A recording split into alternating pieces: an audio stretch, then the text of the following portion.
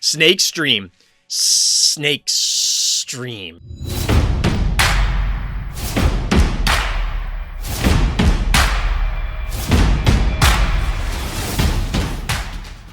All right, so we're going to be jumping in. Well, first we have to got to open a little seasonal pack action. A little seasonal pack action before the actual... I should turn on the other light. It actually didn't look too bad without the overhead light, to be honest, chat. But with all the lights now on, let's take a look and see what I got for the season. Got some coffee. Naturally. Let's see what we actually got.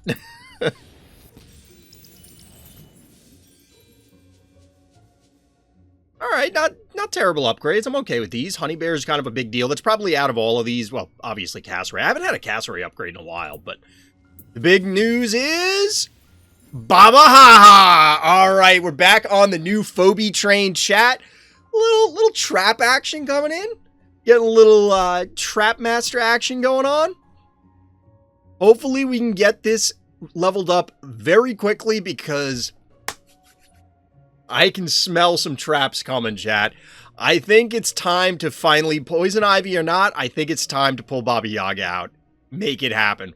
Make it happen. Seems good. You got Zappy? Nice. I like Zappy. I don't have Zappy yet. Wait, you got Boss? That seems okay. It seems alright. Slide my mic over a little bit. When I got Ha, the first time was my main MVP for a week with level 3. It might be a little different now. I don't think I can pop a level 3 Baba Yaga onto the board and really have it make a significant difference. I don't know, we'll see. You got Werewolf? I'm looking forward to the Werewolf plays, Onda. I'm looking forward to the Werewolf plays. Blue Liam Werewolf Gaming. I'm curious how much that... We've talked about it a lot. I want to see how it works out in practice. Because on paper, it seems logical. Will it work out? I don't know. You just run Baba back before you got Ivy? Nice. Yeah, I'm anxious to see those Werewolf plays.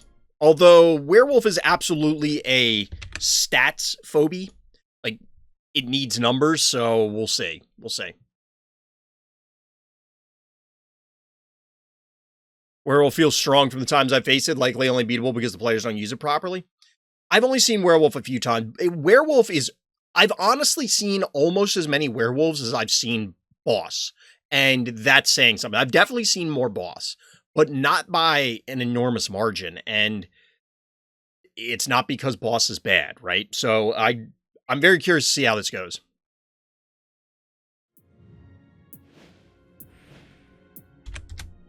So we're going to be starting the night off with, of course, some subscriber games. Let's see which one Onda has in store for.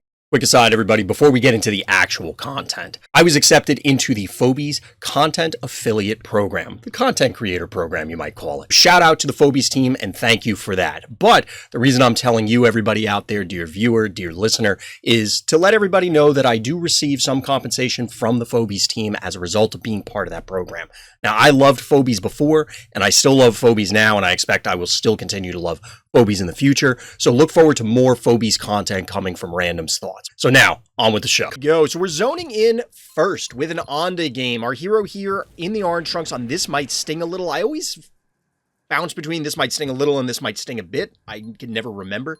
But Onda's notes here, Firkin can't stop me from achieving my dream combo. So Firkin can't even stop the Akira Kaboom combo. Does not really bode well for the rest of us mere mortals. Us mere mortals. Now, bad guy here has an interesting opener. Notably going first, you can't snowball to the center point on this map. You have to break this block first, or otherwise you can't get there by ground, but you can, of course, get there with Droney. It is what it is. Replay bug is back when it skips the first turn. I honestly didn't even notice that, probably because I was shuffling between screens. But yeah, I wouldn't be surprised if it was related to the bug patch, or bug fixing patch.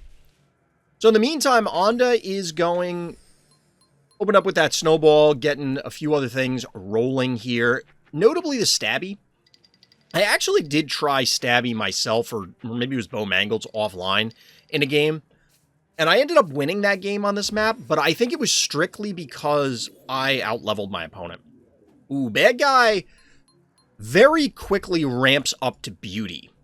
Even panic points, but beauty on this map, notably, if anything's on the stim, well, you need something here in order to get this big blom to hit the heart and the stim and all this stuff. We'll have to see.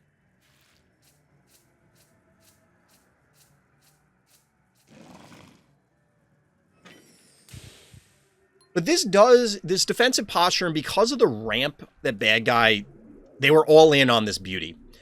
It allows Onda to recap some of these points, at least temporarily. The problem is that this Murder Wing may be stranded to a degree. It may just be dead anyway, depending on where Onda puts it from here. The bad guy is going for a late Gravedigger, a late-ish Gravedigger to break this point. This is what I was referring to earlier. So they will be able to, you know, get this straight line instead of having to go around the obstacle. Cat goes down for, we'll say, freezies. And then Onda's inching up with the one-movers. I actually like the Gesundheit on this map.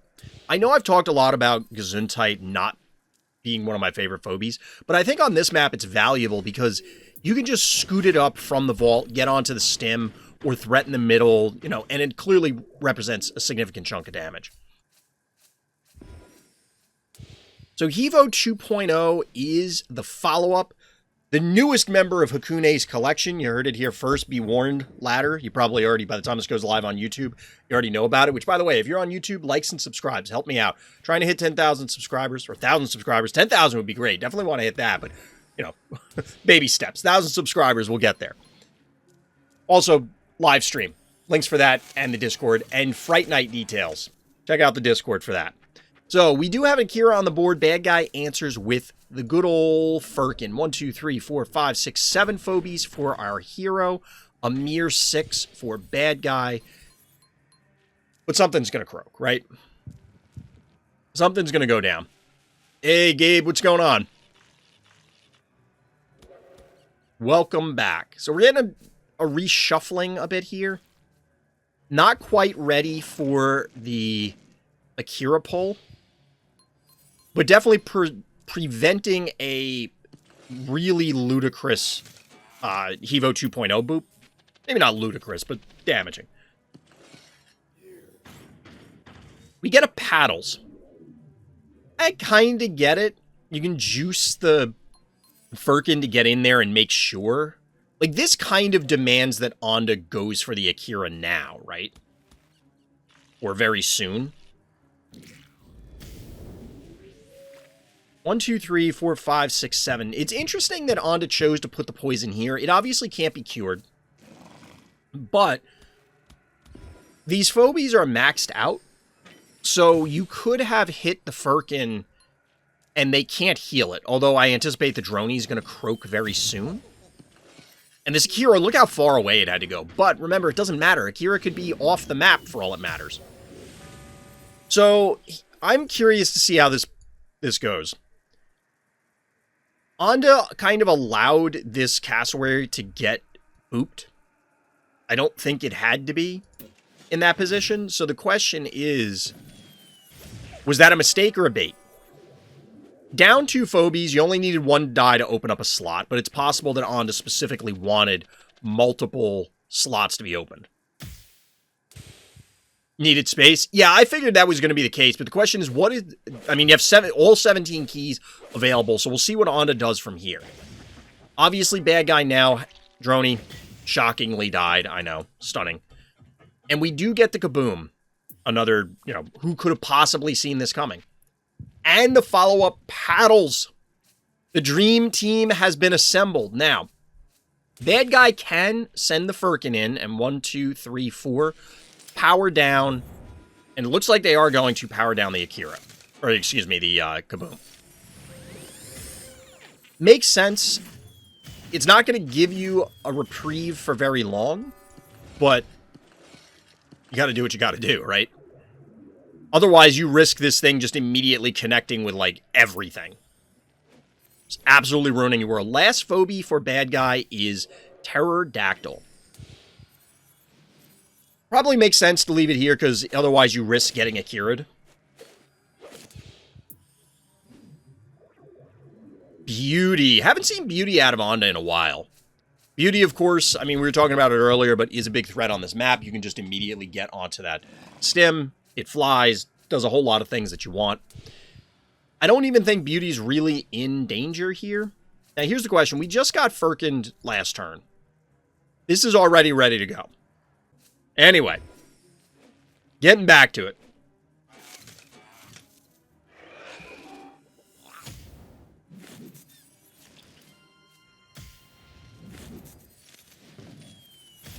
I guess a bad guy has accepted the fate of the Firkin at this stage, getting the value that they can. That doesn't do anything? So, I guess this doesn't allow 2 hits from Beauty, right? So, clearly bad guy's expecting the Akira yoink. This forces Beauty to move as opposed to pull everything in and then get 2 hits directly off the stem. Because of the LOS block. You can clearly fly over, but we'll see. Yep. We got a little Blom action to start the turn. I was going to say some meatballage, but a quick snipe there. And here it is. Oh, baby. This is going to be beautiful. It's coming. Onda. Onda. Ooh, oh, my God. That's a ball game, folks.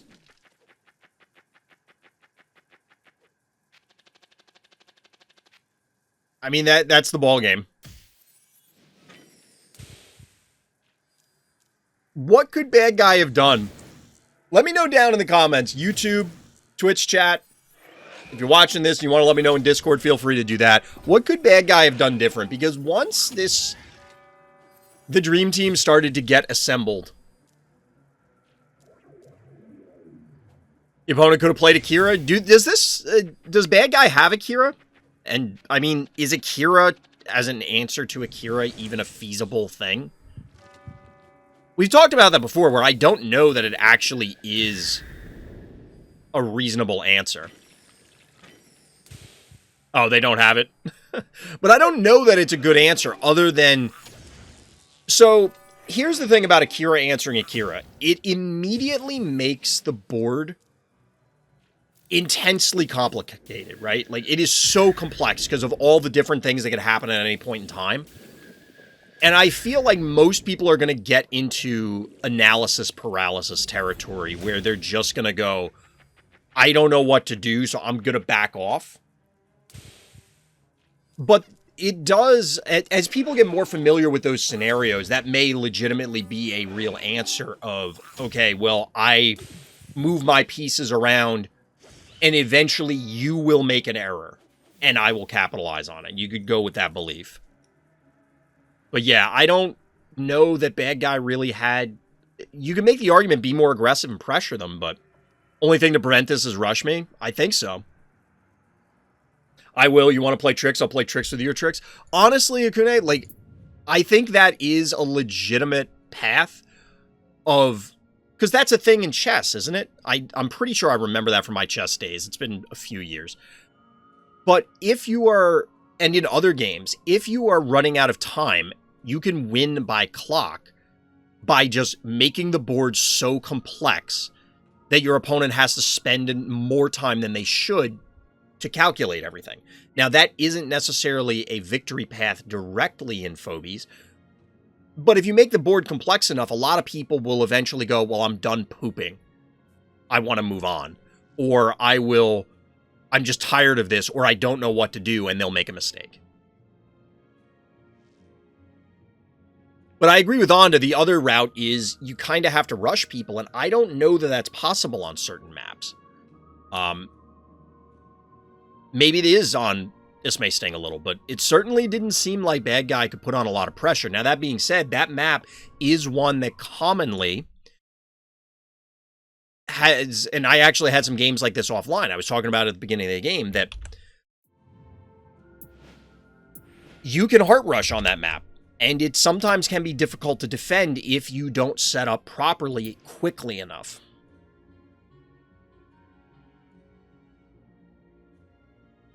Yeah, exactly, Akune. There are two little good rush phobies. I think it's not necessarily rush heart. That's the thing. When we say rush, it's not necessarily... I'm going to pause at the beginning of the game so we can get this thought out. So it's not necessarily like I'm going to rush heart, but just pressuring your opponent, pulling them in different directions where they have to respect things. And I think that... Well, I don't know that you want to fight their phobies. I think that it's... Like, the droney opener, maybe droney into snowball would have been better just to have, like, immense mobility. The problem is that if you do that, obviously you're more fragile, and then your opponent could say, well, I'm not going to go for Akira or bank for it or whatever, although they still have that option. They may just try and manhandle you and just get up all in front of you and start fighting phobie to phobie. I don't know. I think Fever can win if that Beauty in 2.0 went to my heart immediately. I had that thought. We'd have to go back and count it up, but I think that might be true, Honda. I think you can actually stage a fairly significant offensive on this map, especially since they had Gravedigger and were able to block. They blocked this off later on in the game, but say they blocked it off early and then just rotated Beauty and Hevo. That's a lot of damage. A lot of damage. Now, granted, given the Akira, maybe it still yoinks them out of position, but I don't know. But anyway, let's move on to the next one. Feel free, YouTube or chat, let me know what your thoughts are. So we are moving into the next game, just trying to finish up thoughts on the previous one. We're back on This May Sting a Little. This time, Big She is our hero going first. Test subject number 6. I think this is one of the worst maps for Mildred, but hey, it's my test subject. I can do tests. You don't know if it's the worst map until you try it. At least you don't know for sure, right? I think the scary thing about Akira is that you don't even need a Giga combo like that. Just throw an AoE unit like Klepto and hit them a couple melees and you're probably set. I agree. I think the plays Onda makes are super cool. They're hilarious to me. I think it's awesome. I don't think it's necessary to make those things happen. Now, to be realistic, a single phobie for 3 keys representing that much value, I think is maybe good enough. Like, Onda probably could have gotten a great kaboom hit with simply just walking the kaboom in, then Akiraing, and then probably still connecting. It wouldn't have been as impressive, but still. There's a bunch, but this is one of the worst maps for Mildred. All right, Big She. So we're getting... I guess we're utilizing mostly standard stuff here. I mean, the 1 keys are interchangeable. Talking about Gesundheit. Both players are electing to go for early turrets, but neither of them are going with early Gravediggers, which is notable. I'm trying to take note of when Gravedigger... But we do get a Crushmore. All right, so we're getting this. It's a little... This feels out of sequence from Big She, but we know, us in the Peanut Gallery know that Mildred is coming. So, of course, anytime you can shave off Mildred's 1,000-mile march into the actual thick of the action, seems good. Big She needs Crushmore. Why? I don't know if there's like an inside joke that I'm missing here. We do get a Fire Ant as follow-up from Bad Guy. This early, that's potentially scary for Mildred. Well, that's why I was mentioning Crushmore earlier. Or, Gravedigger earlier, rather. Obviously, Crushmore. Russell will ruin me if I bring Gravedigger? I guess. Will it, though? We saw what happened. Like, you've beaten a like, on stream, we covered a game where you beat a Russell through the Russell. I don't remember if you had Crushmore or Gravedigger at that point. 3 zombies on board? Well, it would have only been 2. Mildred and then the Gravedigger at the time. I mean, now you have a Contortio, but whatever, who cares? So the Doom is interesting. I'm glad somebody brought that up in chat. Obviously, to try and address the Fire Ant, I guess we'll find out if we... Oh, yeah, you have Murder Wing. He was hiding down here in the corner of the map behind me. So there is a Murder Wing, but it's fine. Doom on the stim. Things you don't say very often. Luffy, that sounds like a mistake. You probably shouldn't do that. Why did you do that? This is bold. I mean, you're not going to take a lot of retaliation. I guess this is fine. Trying out weird stuff for the lulz.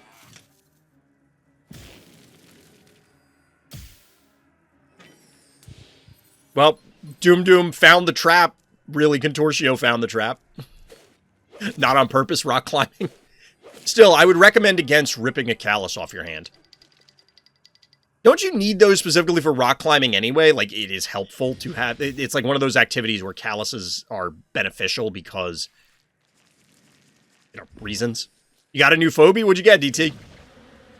Calluses are bad for it? Okay. You want... I thought you had Doom, Onda. I do love Doom. We get the Firkin here from Big She. 1, 2, 3, 4, 5, 6, 7 phobies for bad guy, less for our hero, 5 keys banked, so we still have at least one more turn before Mildred. But we do get a takedown here. What? What is this cat doing? Got Repeller? Nice. Feel like Mildred should have more HP. I don't know that we want a world where Mildred is sturdier. Cat dancing? Yeah, I get a little cat dance here. It's interesting that you... I mean... You can clearly kill the Gesundheit, and the Crushmore I don't think can die, so I guess this is fine. It just felt a little risky, and I get not sending... I don't know, I might have sent the cat in anyway. So we do know there's a trap. This was something I was going to be interested to see how the replays handle it, but we are from the first player's perspective. The Doom does find one trap. And we, of course, do have Mildred now. Another break here. Love to see it. Definitely makes sense.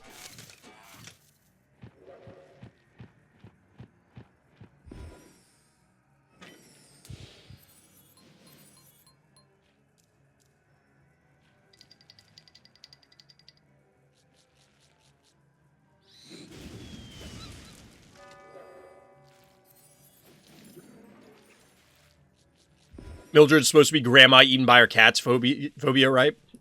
Pretty much. I mean, it doesn't necessarily have to be grandma. Every once in a while, there's a story in the news of, like, yeah, something terrible happened, they couldn't find somebody or didn't hear from them, then it turns out that their pets were eating them. Not like the pets killed them, but like somebody died and then their pets were trapped there, so they ate them. Mildred getting in position. There is a Smiley here, so if chat was pointing out Smiley as the answer for Mildred, we will see. Here's the thing, though. Say with Mildred is one of those phobies where you don't get a whole lot of time on your turn to decide what you want to do. You need to figure it out because the animation takes so long that by the time you go, oh, oops, this thing will just live, or oh no, I forgot that Smiley was just close enough so it'll get clipped, or whatever. You're kind of screwed because the animation takes so long. You don't get to redo and recheck.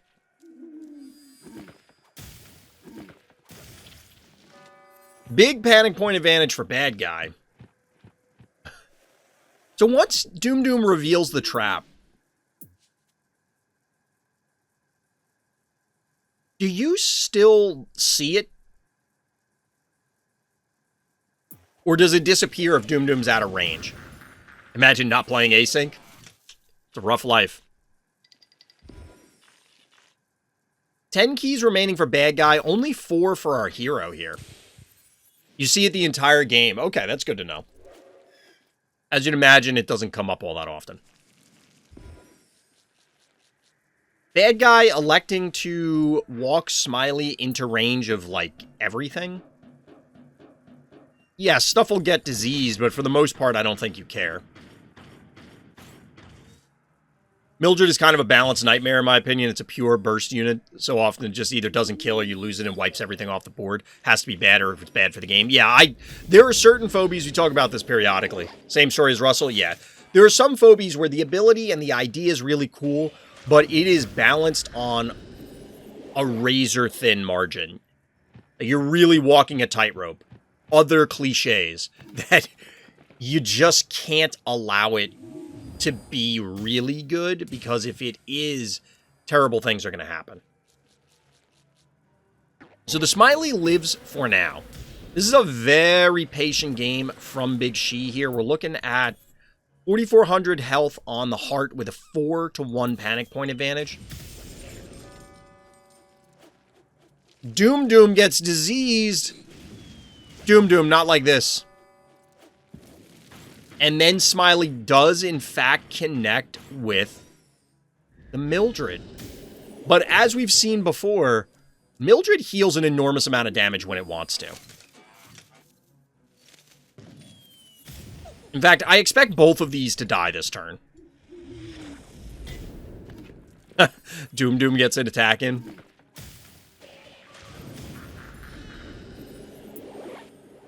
The droney to snipe the... Wow. So this is an important play here. Just pointing this out real quick. This is also a cool pause spot. But this is an important play with the Doom Doom. Just for the body block. Because presumably these two are going to die. It means that this can't just come swing in and boop the Mildred. Which is a big deal. Dropping the cat hammer.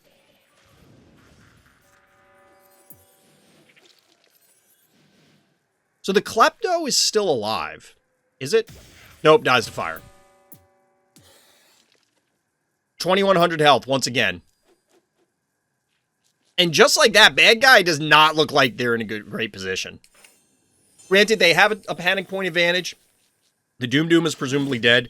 What is the Mildred level? The Mildred is level 13. That's a big army of cats. Now, Mildred does have to recharge. Our hero's going to have to find a way to claim a whole bunch of panic points and in short order.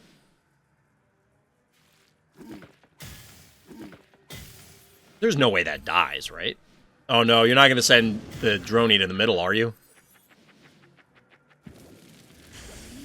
You know what's funny? Will this droney die to the fire? It'll just live. That's hilarious. It's actually kind of a big deal that it lives, because then it still survives in order to cap another point and live another day. Clearly getting there.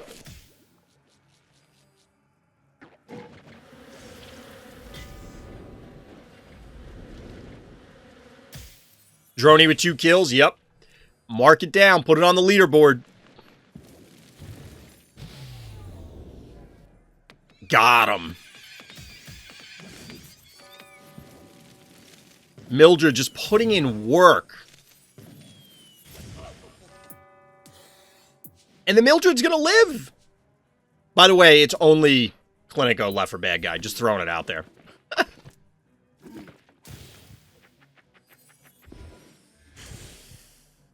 Did someone manage to kill a fire ant with their own trap because I did it one time? No, that didn't happen here.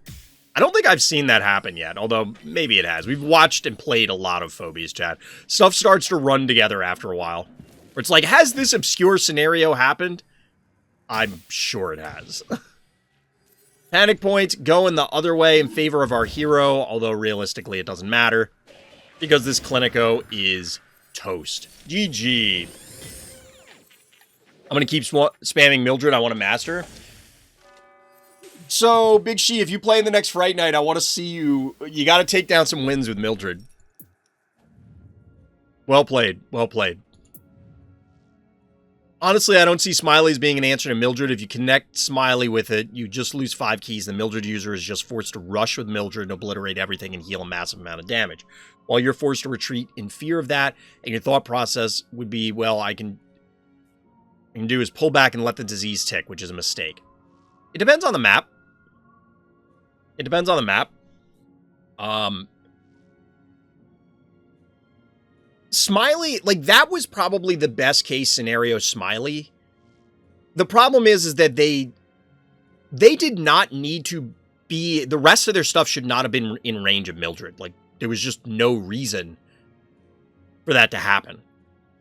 If bad guy had pulled their other Phobies back, or never advanced them to that point, and then just walked up the Smiley, I don't know if they needed to be there in order to clear the path for Smiley, but let's say they could do that. Then that's the ideal scenario.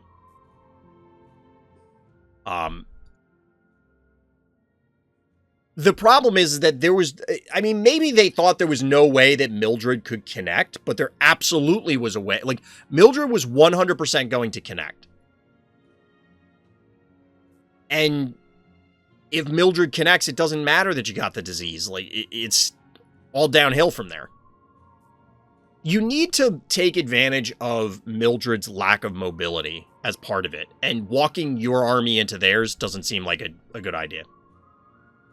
For Nassified? Can't picture that map in my head right now.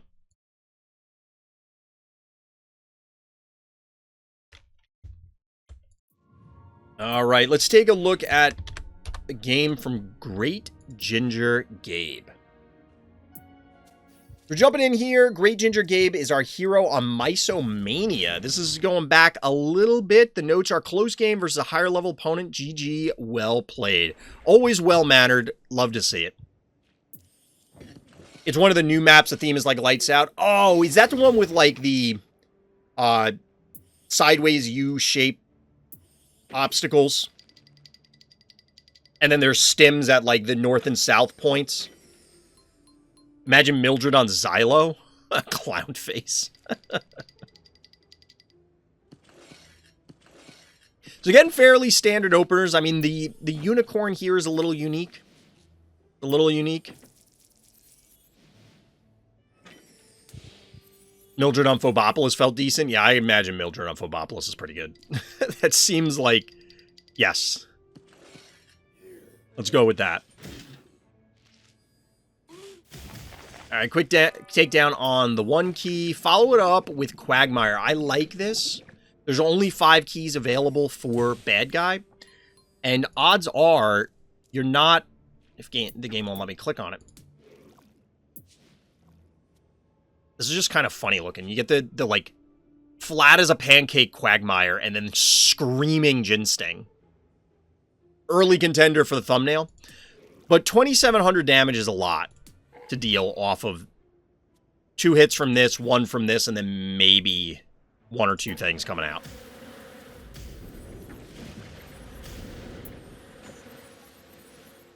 You can certainly put a hurt on it as bad guy, but it lets you cap this point without technically losing any keys. I mean, it's not a technicality. You're not losing any keys yet. Which then lets you somewhat stabilize, as in, now you have the key advantage. They're going to send something in, you kill it, your 1 key lived. I like throwing Quagmire out there for that reason. Exactly. I think it's valuable. Now, this is also notable. Poison Ivy can just drop the trap immediately. 689 damage. It's actually not enough to... What level is this cat? This is a level 17 Razormouth. I didn't realize what levels these were. Wow.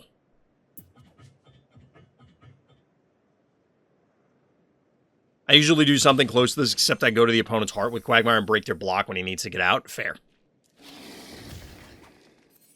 The bad guy is opening this up. Sure. I mean, that's not an uncommon thing. The Quagmire had previously retreated, getting a little spa vacation, get a spa day in.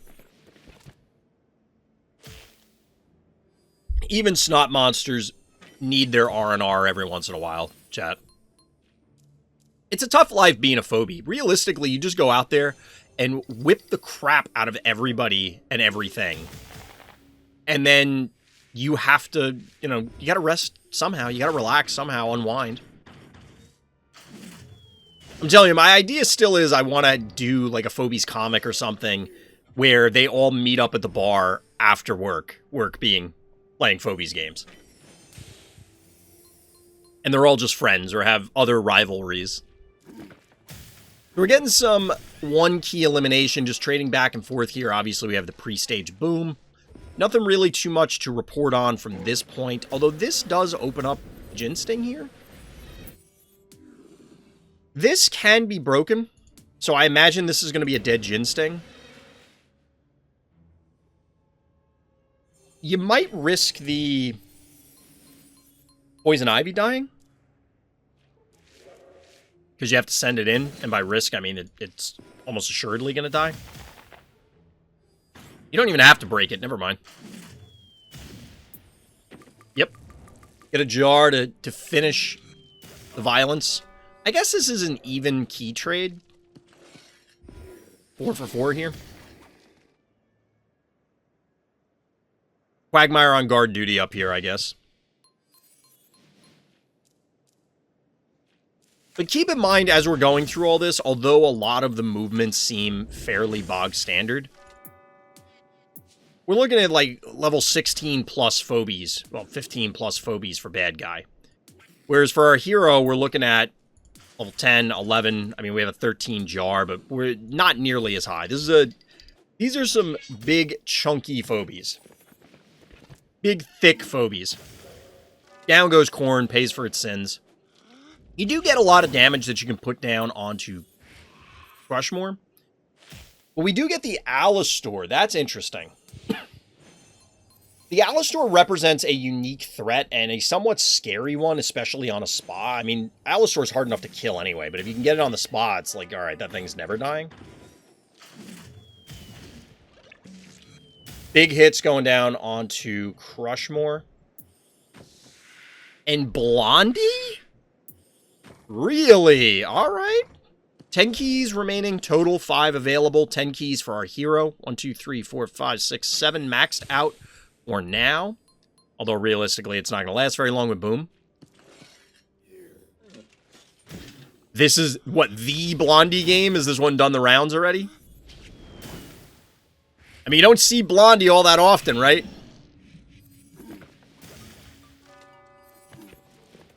Blondie's just not usually a thing. Crushmore getting the snot kicked out of it. Is Sarcassin the creepiest spider phobia, chat? I kind of feel as though Moffat is the scariest. Sarcassin might be the creepiest. I know those feel like they should be the same, but it's not quite the same for me.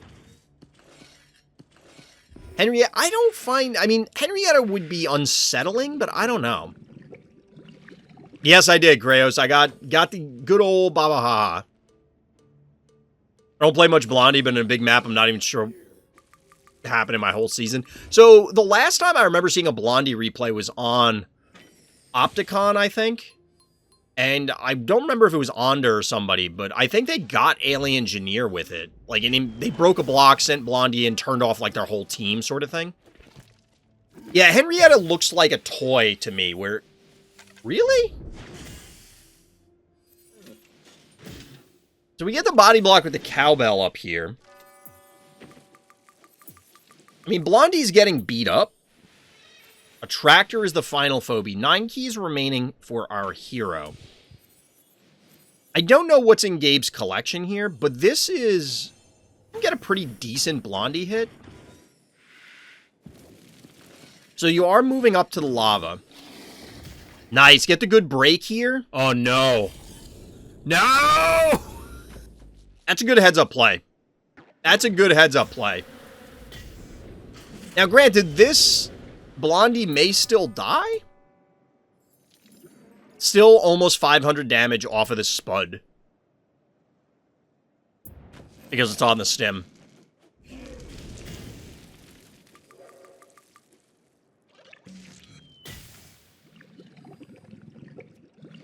Get a dead Inoculus. No more keys for our hero. This Gravedigger's not long for the world. I don't know that you needed to sacrifice so many things up here. I know you... I don't know. Like, I understand you don't want to just allow them to tee off on the heart, but it feels unnecessary. But this was a great debuff from the Blondie.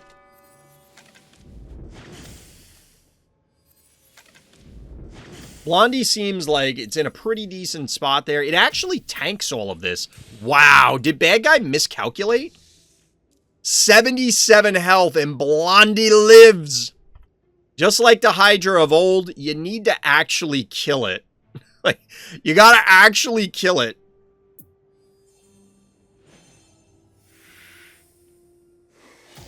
Chomp. Chomp, chomp, chomp, chomp, chomp. Get a little bees. Don't even need the fireball here. That's a decisive error of the opponent? Yeah. Yeah. Now, notably, Attractor's still alive. All the other ones are still alive. The AoE manages to take down. Like, this is a cool play from Bad Guy. Get the Yoink to kill the Blondie. That frees up Gravedigger to annihilate here, but it kind of doesn't matter. The only question is, can you... Ooh, this is scary. Like, the Allosaur has to die, and it has to die in one turn. Easier said than done. Especially with this. Not quite enough to kill it, though. Not quite. Our hero does have the panic point advantage. Ooh, never mind. Wow, just going for it. 65-80. 72-85. And our hero is going to get... Well, Bad Guy's going to get first hit, because they can just walk up and move into position. That's actually a really cool heads-up play. Alright, Bad Guy appropriately is recapping points. No way Bad Guy races. Yeah, they just can't. They have to do something else. And I mean, at this point, they're not going to win via panic points, but they didn't need to lose that Gravedigger there. The Gravedigger could have... Because the Gravedigger was where? Like here? That one could have come here. There was no way for our hero to reach it. So now we've got, it's going to be Hevo on the stem. 5281 to 5204 with this already in place. Bad Guys, the race is on. I mean, to be fair, Bad Guy's putting out more damage right now than our hero is. Allosaur at endgame or just low resources is so damn scary. Absolutely. This must have been terrifying for our hero here. I have to pause like after each turn. 36-14. 33-92.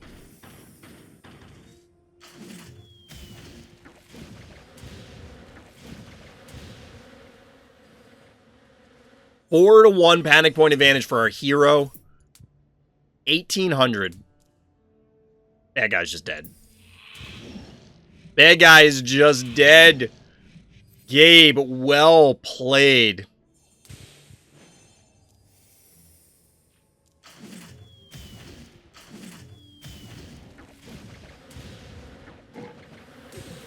Well done. GG.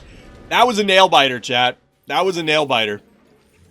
That was pretty cool. Didn't put the Hevo on the stem so it'd be close for us. I'd have to see... Like, it's got to be more damage with the Hevo, right? Once you change... Like, I understand changing the relationship so it's not... So that the panic points are in your favor. But then going... Instead of going back...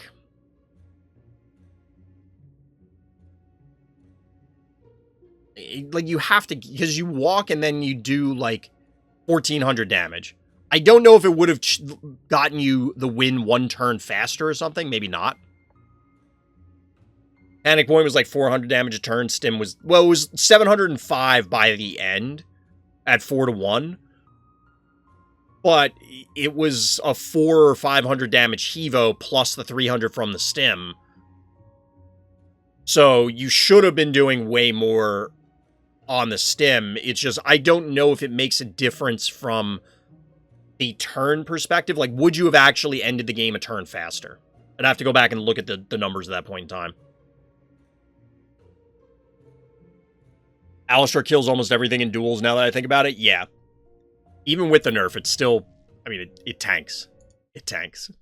All right, here we are on Home Sweet Home with Gakuen in the orange trunks. Our hero here, strange game with Blondie. Chat, we got 2 Blondie games back to back? What planet is this? What planet is this? Phobie World being shocked. Yeah, apparently, Grayos, apparently. Snake Stream. Snake Stream. That may or may not be the opening clip, like the whole idiot exchange.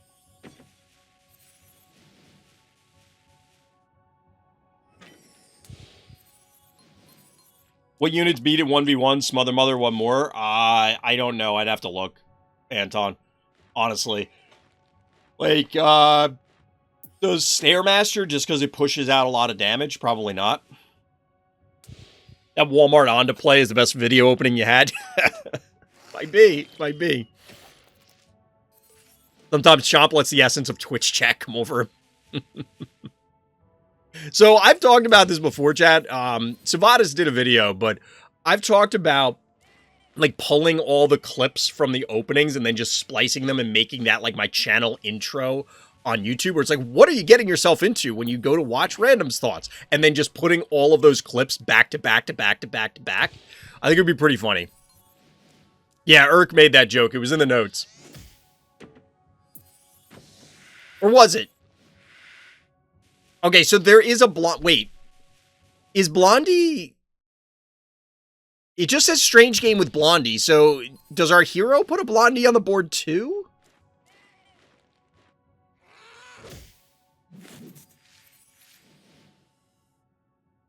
I mean, this whole game, like, the opening with Jill was weird, but Bad Guy is just not interested in capping panic points. Look at this team. This is 5 1-movers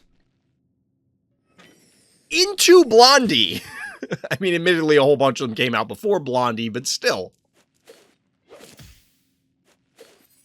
So Jill just dies here. I mean, not like Cowbell. It's going to be long for this world. Oh, excuse me.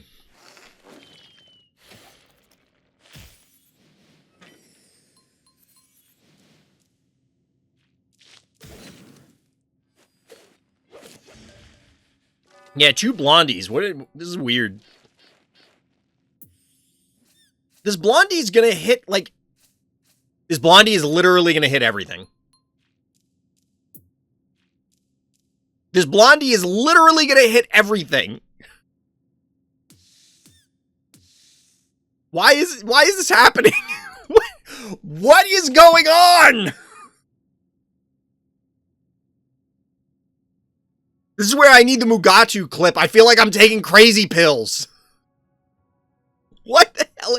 Like, so hold on. This is going to be 354. Sucky does literally 0 damage. This is more than halved. This is almost nothing. This only does damage from Meatball.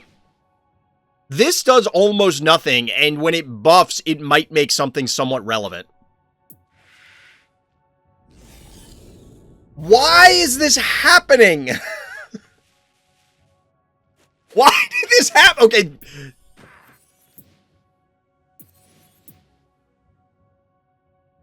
This will be the thumbnail, chat. There's no chance. Well, I say that, and then there will be a more insane play later tonight. But there is no chance that there is something more insane than this right now. This is ridiculous. Like, look. That's a lot of zeros. There's 2 zeros, literal zeros on the board. This thing has almost 3k health. I mean, there's going to be some traps about to go off, but... Wait, what? Where are the Venus traps? Alright, we got a juiced Venus. Sucky's just like, I'm outie.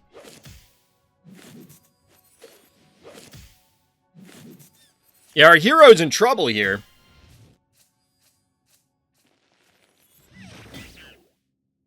$142 damage on a 3,000 health target is just not cutting it.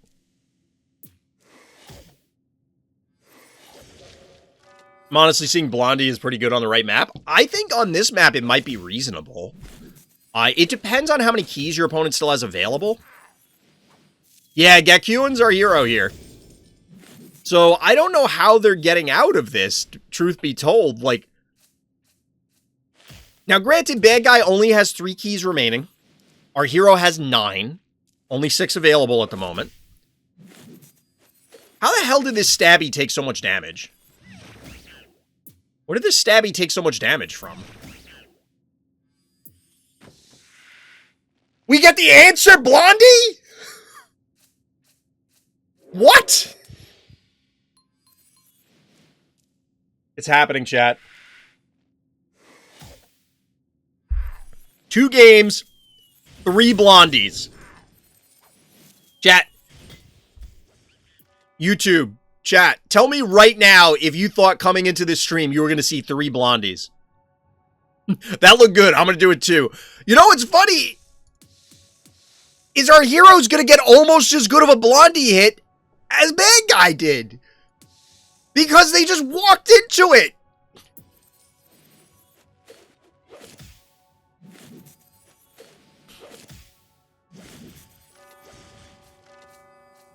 Stabby goes down for Stabby.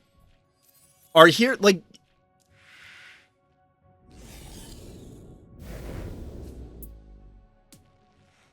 $130, $400... I mean, this still does a ton of damage. But not as much as 826. I want a Mildred day, 3 in 1 day. Well, that's on you, Big She. You gotta do it. In fact, I think we did do a night like that. Where we had multiple of your games and we saw Mildred in all of them, so. Blondie meta, here we go. Yeah, chat.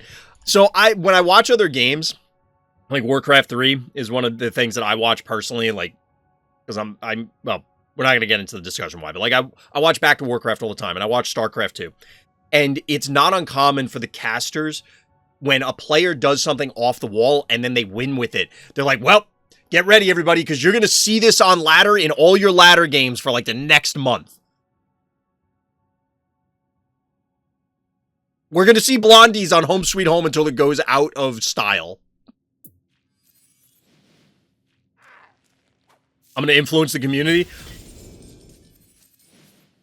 You know what's funny is the boom can't die. The boom tanked the splash because the splash is so pathetic now.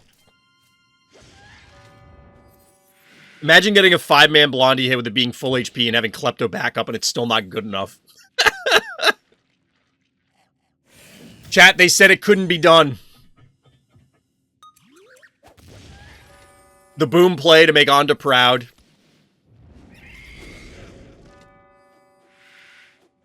Chat, they said it couldn't be done!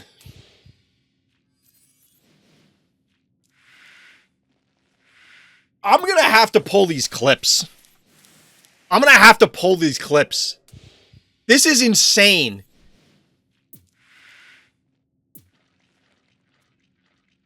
There's still... Well, yes, because there's so many... Well, there's 3 1 movers. But, like...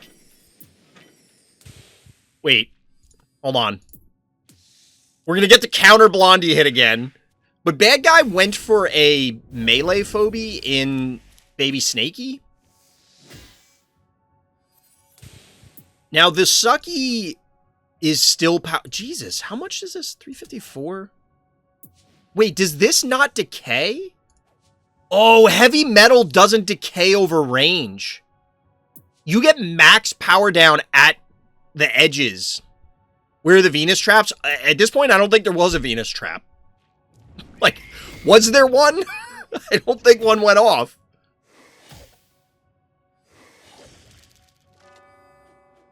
Chat, this is actually... You know what I want? This is the best way this game could end. Sucky rushes heart.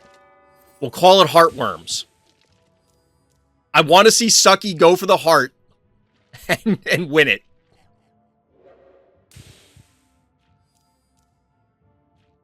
Oh, Cocaine Bear? Supposedly that movie's really funny. I want to see it. It's based on a... I mean, as far as I know, the story is like... They just completely made shit up. But there was a bear that literally ate, like, multiple kilos of cocaine. It's now stuffed in whatever law enforcement agency's office of where they recovered it, I think. Or like the park ranger's office or something. Sorry, we had a little digression there as we're trying to cope with the fact that... Wait, hold on. Chat, our hero almost lost this game. Our hero almost lost this game!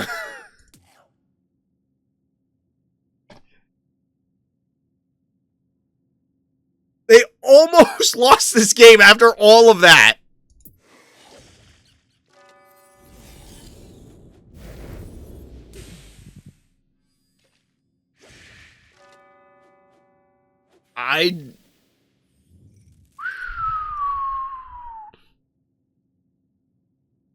So far, sorry, Onda, Big She, Gabe.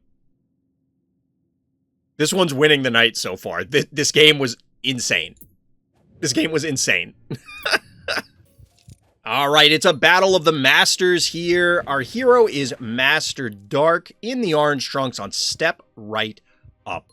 First real fight in arena with a guy of top 30 async. Let's start the serious thing now. All right, let's see.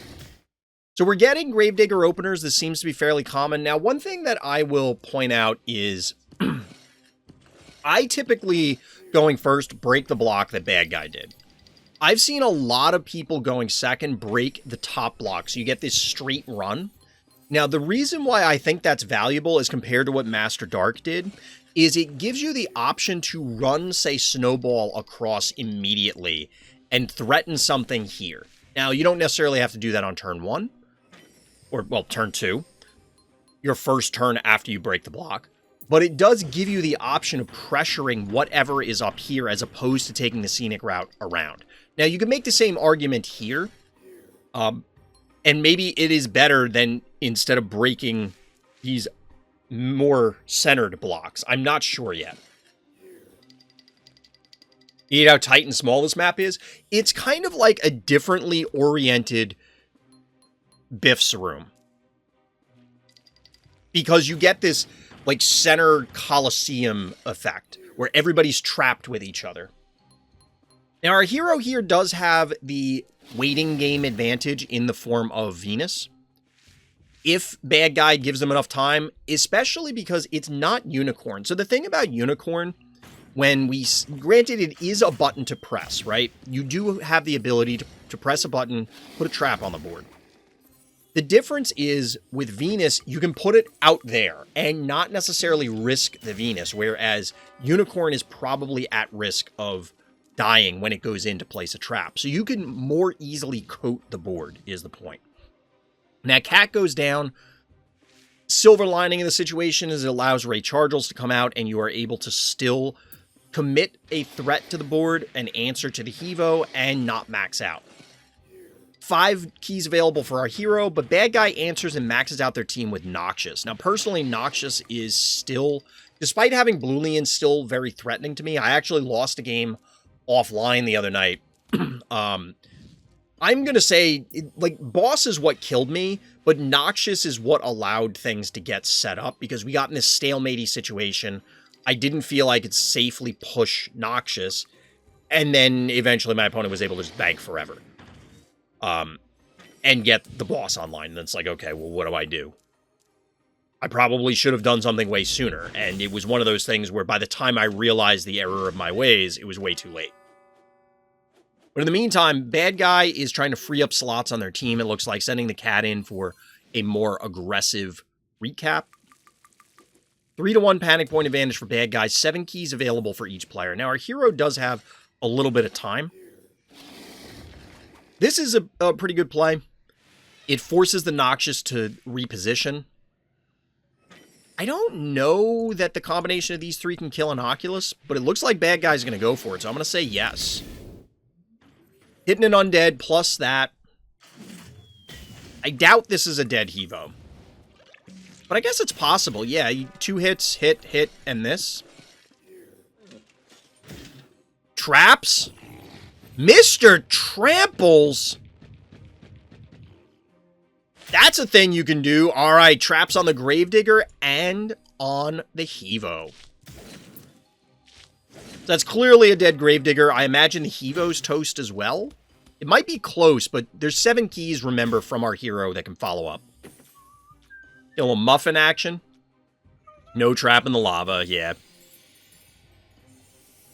Yeah, I think opening up this map with Gravediggers is the standard at this stage. Don't even need the Ray Chargels, which means that it can now kill the jar if it wants. It does not. So Ray's not going in, I guess, for fear of these two? Like, I don't think there's any way... The Mr. Trample started here. I don't think there was any way that Tramples could get 2 hits, so, like... This would have lived? You ran out of time, so you didn't get the jar? Gotcha, gotcha. The arena timer. What a cruel mistress.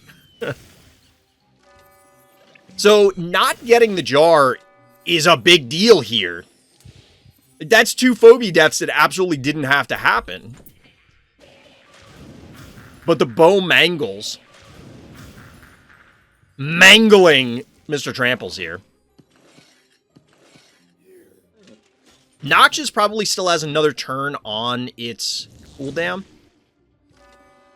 I kind of like the Ray positioning here because this means that it's a threat to the... Like, the jar has to leave.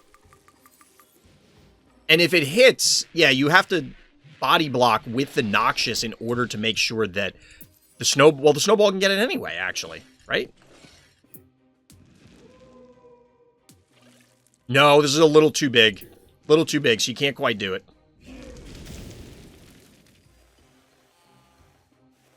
Triple panic point advantage, and at this point, bad guy could play a really, really long game and try and poke things to death, but it is going to be really difficult. I do like this, taking the aggressive panic point instead of the safe one, because it's going to pressure the remaining Phobies from bad guy.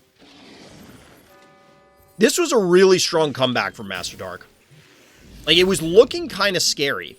It was looking kind of scary. I don't know that Mr. Tramples is really what you wanted to do as bad guy, but, I mean, if you have cool Phobies, sometimes you use them.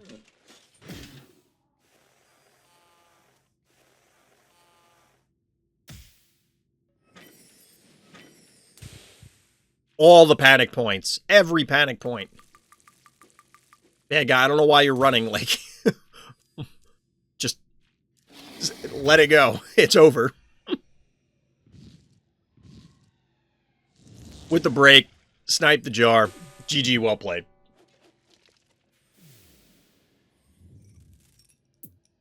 Well done there, Master Dark. Once again, we're zoning in with TCT as our hero here in the blue trunks. Exponential decay on deck.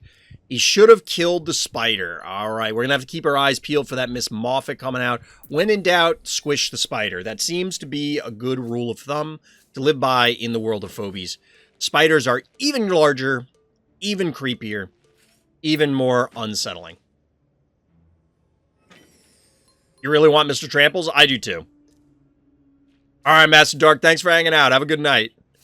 I know, was DT using it early on? Somebody in chat had Mr. Tramples early on and was using it a lot.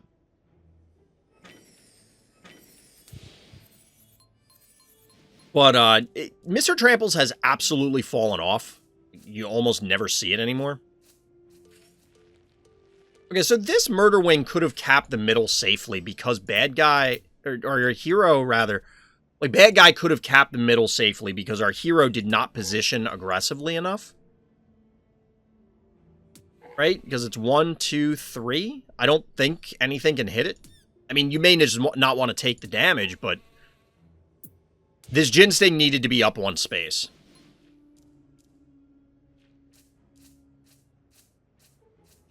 But as it is, triple panic point advantage, I guess they wanted to try and pull back in order to attempt to threaten the Murder Wing, which I guess is fine.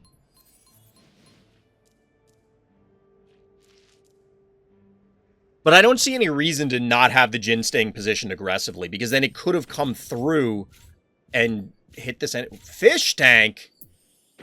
Little fish tank action early on. Mr. Tramples would be way more useful if it didn't have the 1-turn warm-up. Think about it. I mean, it would be an enormous amount of damage because you move out and then just... It's basically a 6... Like, all those plays that you make with Snowball or Jar, now imagine that it's 6 range and it does, like, a metric ton of damage. Do we get the erratic as the answer from our hero? Panic point advantage is still in favor of our hero. I don't really get the early Cottontail here. Imagine seeing 2 fish tanks here. Are we trying to will it into being? Sheep. Everybody's early game favorite answer to erratic.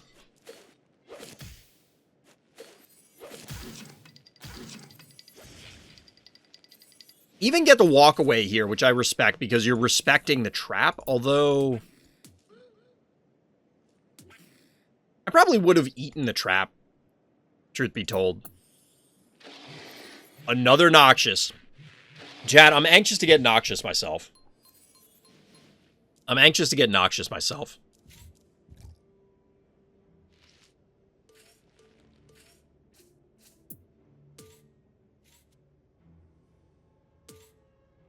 I can't click on the Murder Wing. I'm trying to see how much a meatball would game.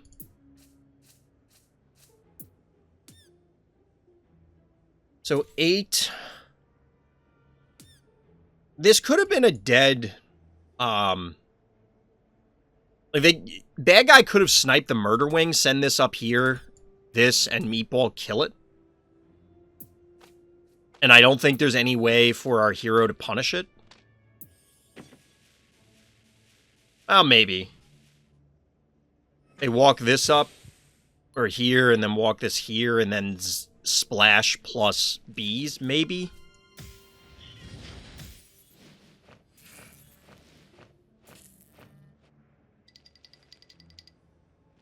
Noxious used to be busted before Blue Lean came to town. I think Blue Lean did a lot to neuter it, but Noxious can still represent some significant threats. Or pressure, we'll say. So here is the spider, the fabled monster that bad guys should have struck down, given the opportunity. This is kind of a sad sheep. I mean, this might be a dead stabby. Yeah, we got a little big fart. Funny how more people have Blue Lean than Zomboni. It's been out longer. Like, it was available longer.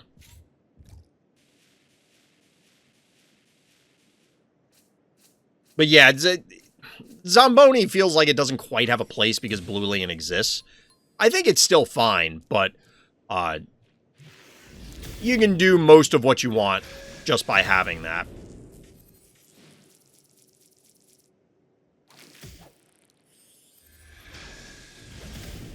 Okay. That's a lot of kills there.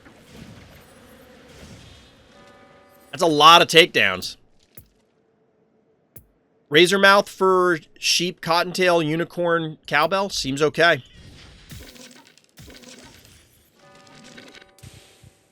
I don't know about this. Like, there's kind of no need for that to be there, but I imagine that might be what baits bad guy into doing something silly. 10 keys and 12 keys remaining.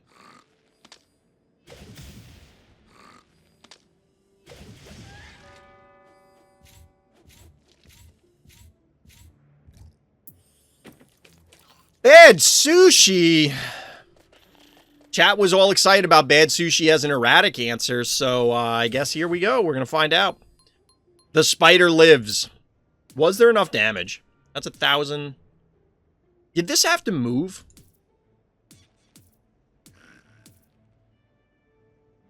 Yeah, I think you absolutely kill the spider over killing the Murder Wing. That doesn't make any sense to me.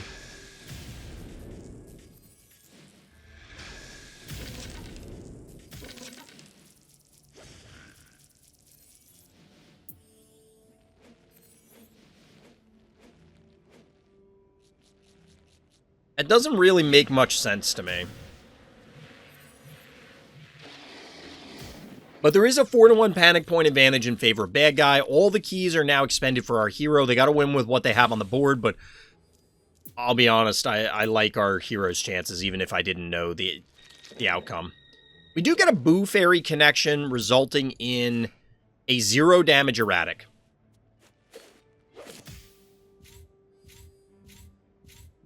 Fish Tank walking up with impunity. We should have a Yoink available now.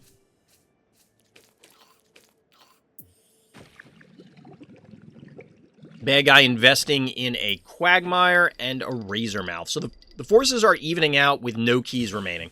Look at the electrical damage. I don't know what we're... I mean, yes, it's getting reduced, but I don't know what we're... Is that what we were wanting to point out? Wait, hold on. I guess it's rounding.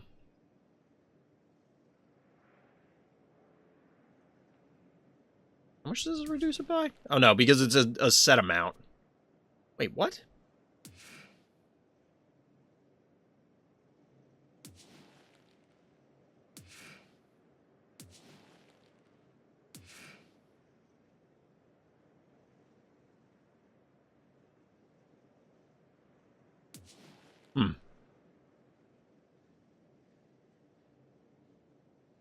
That's weird.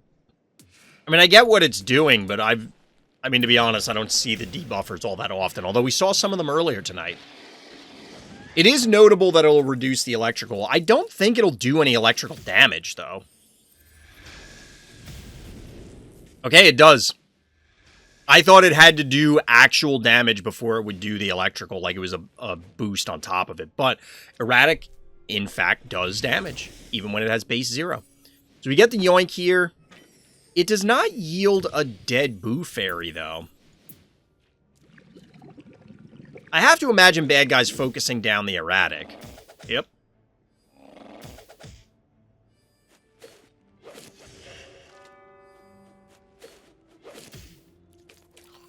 No AoE Erratic attack, things you never see very often. True. You're not wrong. So this is getting kind of wild here. Our hero is going to be forced into certain moves pretty quickly.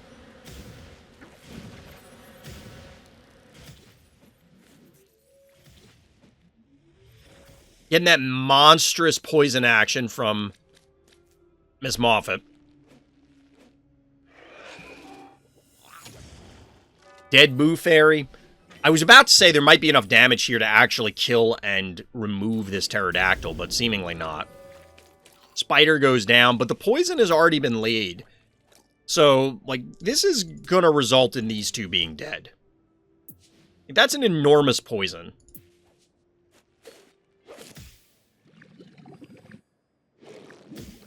So, assuming there's enough time for the poison to tick and eliminate these two, it's Fish Tank, Quagmire, Cat versus Pterodactyl, Stairmaster, Ginsting, and Noxious.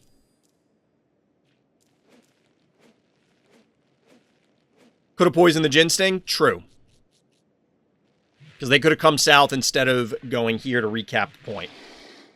Actually, was it... It might have still been on cooldown.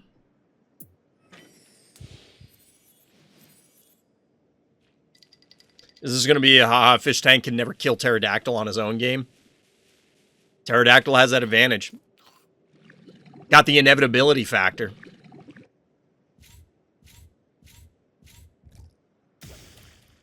Down goes Bad Sushi. Stabby soon to follow.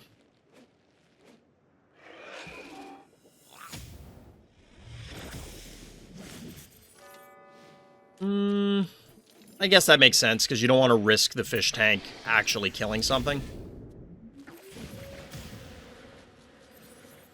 And the walk away down here makes sense. We're going to watch the slow demise of bad guy at this stage.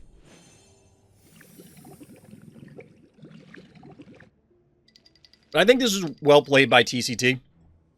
With some assistance from, we'll say, questionable Phobie choices and moves by bad guy. Bad guy with the assist of their own demise. Realistically, you can say that about any Phobies game. It's rare that you are able to say, I 100% won this game on my own, without it just being simply a levels thing. You know, you outlevel your opponent stress levels by like 50 and okay, yeah, you should just win that game. But most of the time, it's because the other player helped you by making some sort of error. They walked into something, they overextended, they did whatever.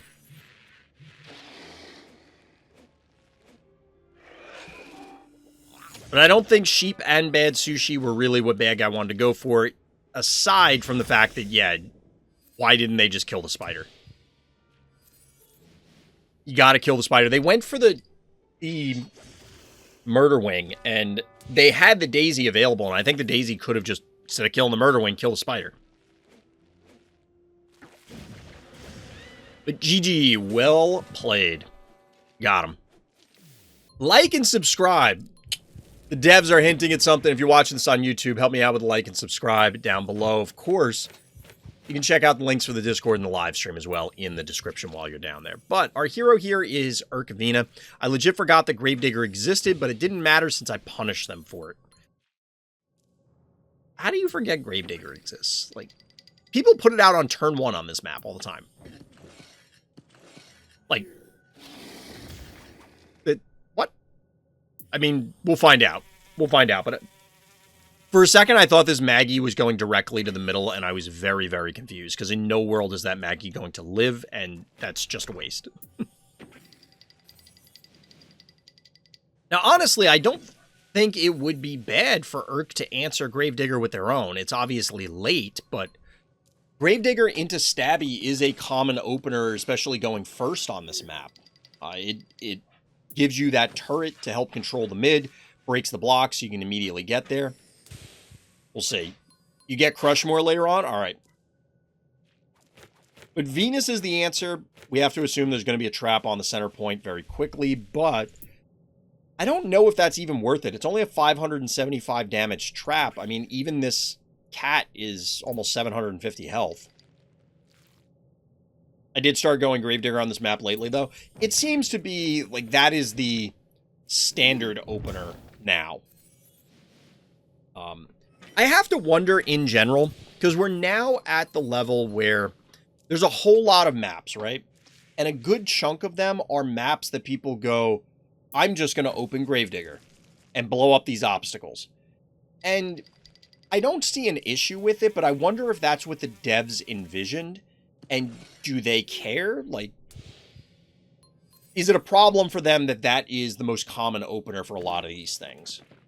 And I'm curious whether there are things that just haven't been discovered yet, but we'll see. In the meantime, we get a Fire Ant, getting control of the Stim's Panic Point Advantage hero. I don't really get the Maggie from Bad Guy, and I feel like that was both a tempo loss and obviously a key expenditure that they didn't need to make.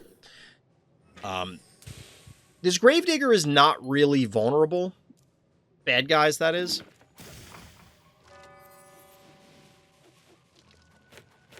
Because, yes, you could advance the Gesundheit, but that's not really going to get you anything. You're going to get one hit and then die. And Gralien. The Urk signature. Obviously, there was a Fire Ant trap there. Like, nobody expected any different. But there is a Moffat. We'll see if Urk knows the lesson that Bad Guy from last game does not, which is you gotta squash the spider. If you've seen the movie Arachnophobia, you know don't let the spider lurk.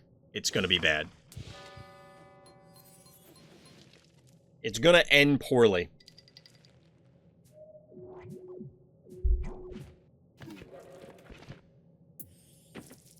The answer spider from Urk. Double yoinks. Well, a switcheroo and a yoink. Chat, where do the doors on this map lead? How do you get to that door? Do you, like, just jump off the side here? There's stairs and they lead somewhere. Maybe that's how that's where the phobies come from, so they can all queue up in the vault. We figured it out, chat. That's how it works. And obviously, there's got to be a support beam underneath, support pillar directly underneath the center of the map. Clearly, right? Do we get a Biscotti filling out the ranks for Bad Guy here? Trade now 1 keys. 14 for our hero, 13 for bad guy. Both of them have significant amounts of keys immediately available. So we'll see if anything big and nasty gets put on the board. 1, 2, 3, 6 Phobies. 6. Stating the obvious, got to do the Telecaster thing. That Piscetti was so irrelevant, even diseasing my Crushmore, my Bluelian still overheals the disease. Spoilers! Spoiler alert! Bad guy notably allows the cat to live. That is a bold decision, Cotton. Very bold. I don't know about that one. So, this is risky from Urk for exactly this reason. The Gravedigger gets the break.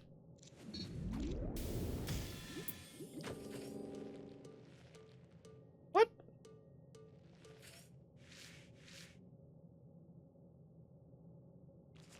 So I have to imagine that bad guy attempted several different things on this turn. You forgot about the Gravedigger here. The thing is that why didn't bad guy go with the Yoink? I mean, yes, they're going to get their spider killed. But I don't think this is just worth it. Although, I don't know that there's a way that bad guy, even if you Yoink, you'll get a hit with the Fire Ant, and then you can disease, but that's not enough, and then you lose the spider, because the spider would be where Piscetti is. I don't know, that just doesn't seem worth it.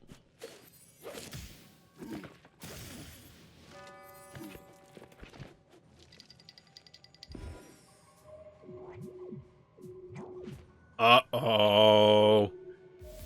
Uh-oh. 14 keys in the bank for our hero. Get a little switcher you action. The double swap. Ha! The cat gets the hit off the stim. Pop goes the Fire Ant. Well done.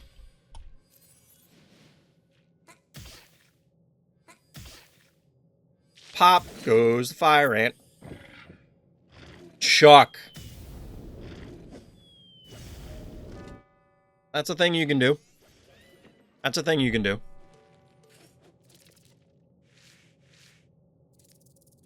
The bad guy's kind of in a weird spot now. They did equalize the Yoink count, though. They do have a panic point advantage, and there is a diseased Crushmore.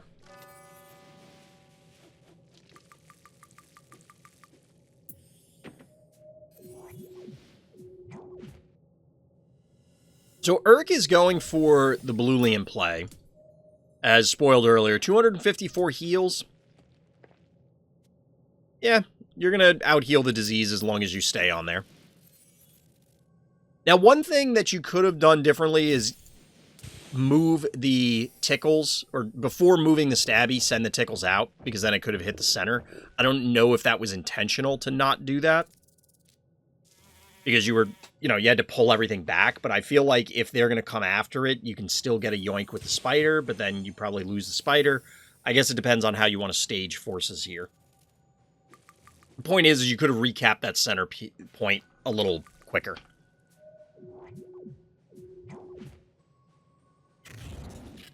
Naturally, there, like, Tickles was a good choice. There was clearly going to be another trap there. The animation when Tickles does this little eating thing is pretty cool. Obviously, Tickles is not long for this world. I don't agree with this Yoink, though. Like, that spider is 100% dead. Okay. Well, even now, it's probably still dead. It's going to be more difficult, but...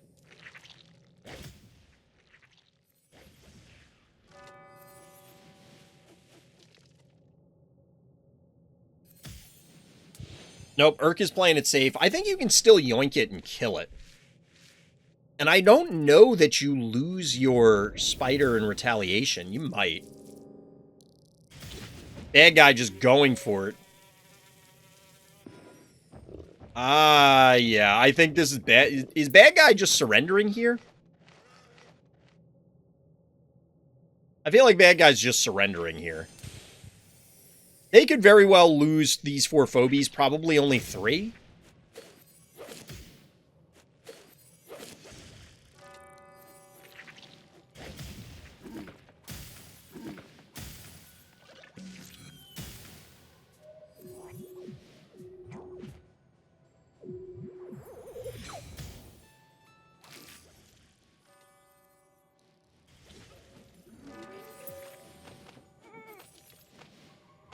This ultimately ends in a similar fashion to what I was going to do. I think I personally would have tried to set up getting Bluelian onto the stim, but I think this might be better. The reason being is that bad guy has to make more effort to try and get at your stuff.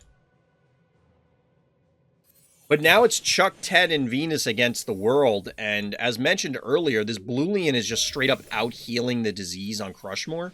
And Crushmore is immortal as long as it stays on that spot. In the slight variation sense where you can't die naturally, but you can be killed. Spatula. Clearly gonna die.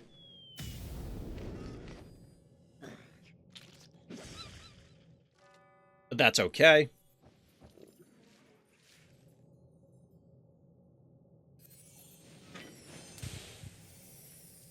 Honestly, you might be able to advance the sheep, put a spa down, but there's the risk that there's a trap here. Maybe, sort of. Nope, sheep is going there and walking away. Totally fair. I mean, just picking apart bad guys' forces at this stage. I'm surprised the Bluelian hasn't gone up here, though, or the jar. Something to like... You can hold these 3 points, and then if they try to recap this, you just retake the mid, and they can't do anything. We're just waiting for the inevitable end at this point.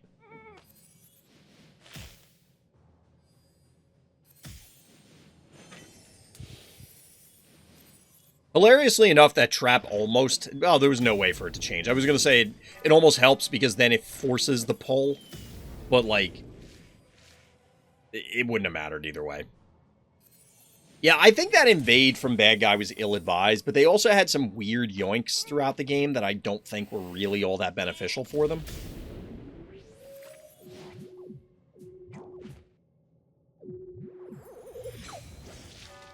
Quick kill there on the Venus. And now it's all over but the crying. Well played, Urk. Well played. Ooh, the double trap. The double trap. Doesn't matter. But almost got there. Chuck goes out on their own terms. Well played, Urk. GG. Here we are, ManInYellow zoning into Pluto. When was this game from? Is this map back in the pool? This can't be back in the pool, is it? But the notes here are Barzilla greater than a tractor, question mark? Once again, the Gravedigger opener. So I think it was Kratosss that was probably async. That could be true. That could be true. I think Kratosss was mentioning that Ted/Jill and Gravedigger was a decent opener on this. I had another game I wanted to put in, but I accidentally unstarted it. Oh, no. Womp wah.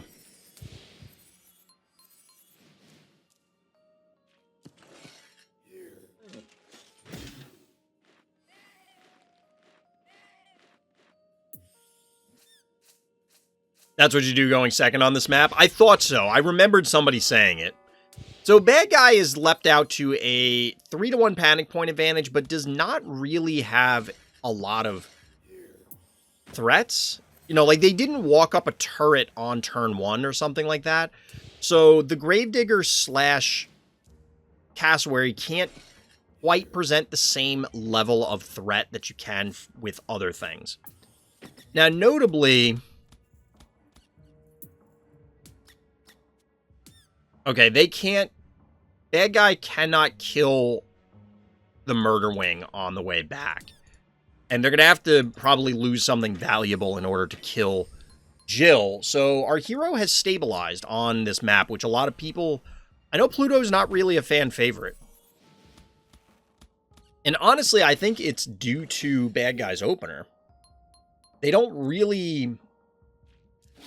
I don't know, maybe it is really the Gravedigger response with Jill. It seems pretty stable. This is one of the early maps, although it was an add-on map in full disclosure, but this was one of the first maps I remember people saying, hey, Honeybear could be really good here. And yet, no Honeybear. But what we do have instead is a max out on all 5 phobies. We have now max on both sides, matching inoculi to go along with the matching cassowaries and the matching gravediggers. Now, bad guy has a slight advantage. They have more buttons to press. My favorite thing now. But the unicorn's not really in position to do all that much with it. Like, it's all well and good to have those buttons to press, but if you don't actually get in position to press them, like putting a trap where Bo Mangles was, for example, is not really going to be all that valuable. And now you get this one, which is fine, because at least the cassowary will get tagged by it if it decides to leap off of the stem, which honestly isn't a terrible play. I don't know if Inoculus plus cassowary is death, but it should be. Ooh, all right. We get the snipe there, and then we're going to get the takedown onto the unicorn. Now, the cassowary is going to pay with its life, of course. The murder wing probably goes down as well. By probably, I mean it will, because Bo Mangles can clear the cassowary. In fact, it may be Jill, cassowary, and murder wing die here. I don't know why Gravedigger moved there. Really?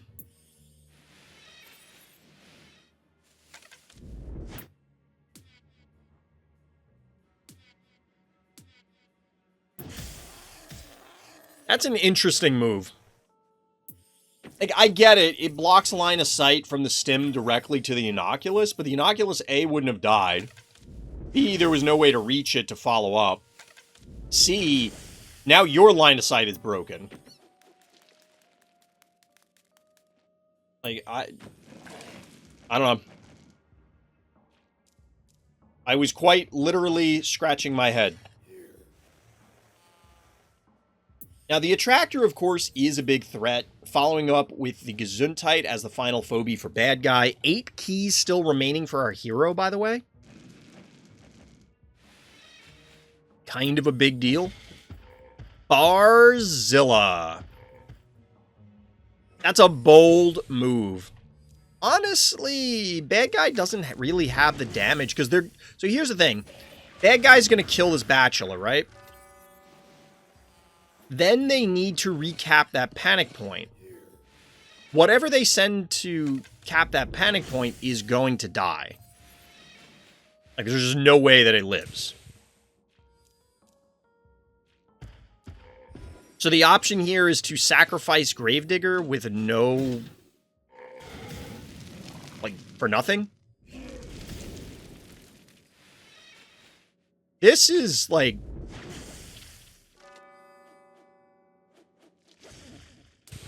Bad guy kind of painted themselves into this corner. But I don't really agree with... then painting your shoes. Like, I don't know, that analogy didn't really work. But you get what I'm saying. Like, this... I mean, admittedly, our hero is now in a weird spot. 2 phobies to 3. One of them is Attractor, but how exactly does bad guy do anything from this stage? Like, I probably would have had Barzilla on this point and then put the Inoculus here. Because as soon as... Or you can just do this. I mean, it doesn't really matter. Now you just pick them apart. Because bad guy's not going to have enough damage to actually get this done.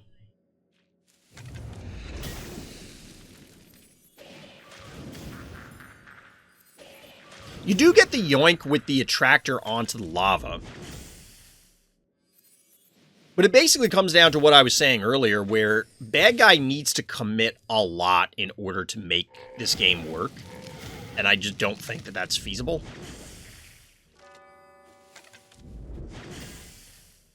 You can just tank the lava damage. It doesn't matter. Bad guy has to make it. They got to choose between 2 terrible options. They're dead. Stomp, stomp, stomp, stomp, stomp, stomp, stomp, stomp. You're not wrong. You're not wrong. That is, in fact, Barzilla's entire shtick. GG, got him. Well done, man, Yellow. Showcasing the power of an absolute shit ton of HP. That's the way it goes. All right, chat. The Kratosss game of the evening. Funny game, almost lost, but haha is not a phobie that you want to mess with. Here's some teaching scenes. You got it. Welcome to Trap Gaming. Like and subscribe. Also help. Why are you crying for help? I don't quite get that one, but Kratosss is our hero here. We're on whatever the hell this map is, Urgo. This I guess is no, is this just dead? No. This isn't just dead, is it? I mean, that's not great. 1 health. I was clicking on it to look at the snowball damage to see if you could retaliate, but 1 health. I said like and sub also help. Yeah, that's what I mean. Like, the like and sub makes sense, but the help is like, I don't know. Oh, try and help me out? Is that what you mean? Does that make sense? So we get an early Clinico? I mean, I get it, because otherwise, when you pull back like this, the jar is just going to snipe it. And there was no way to, like, retaliate with your jar to get it, and even if you did, then their snowball gets your jar, and you still end up on the wrong end of the deal. The bad guy is going for a Maggie instead of a Murder Wing here to cap the pocket panic point. And we're getting a 4-to-1 panic point advantage. Nope, we're not. Never mind.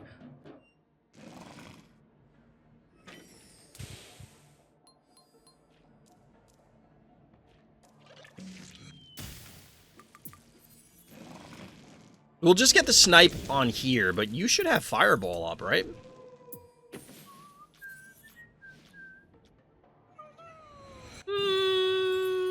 I guess. You could still snipe this, but it's probably not worth it because, again, the exchange would likely favor bad guy if you go in on this. I think.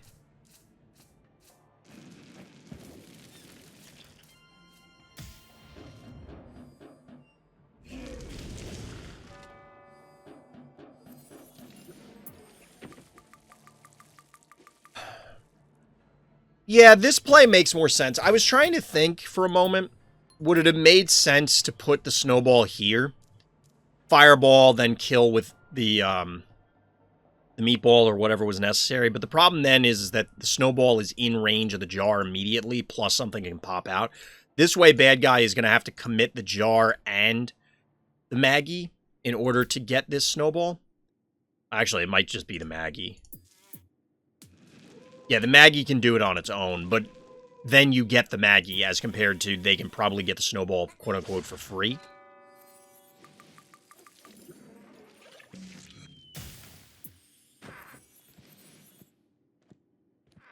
And Klepto. Kind of a standard for this map. I mean, it just makes sense, right? But our hero has been unable to bank, being pushed into dropping phobie after phobie on the board. So we'll have to see. All right.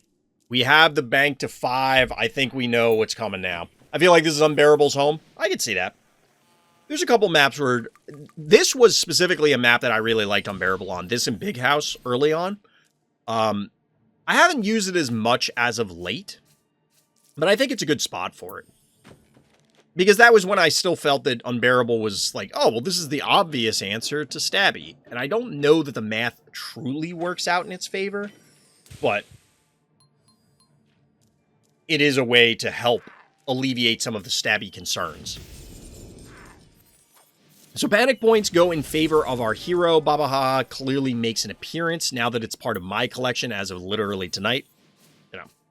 I like Unbearable here because of Lob. Well, yes, that's exactly it. But at the time, it was a combination of factors for me. That's why I liked it on this map and the Big House, because Lobs.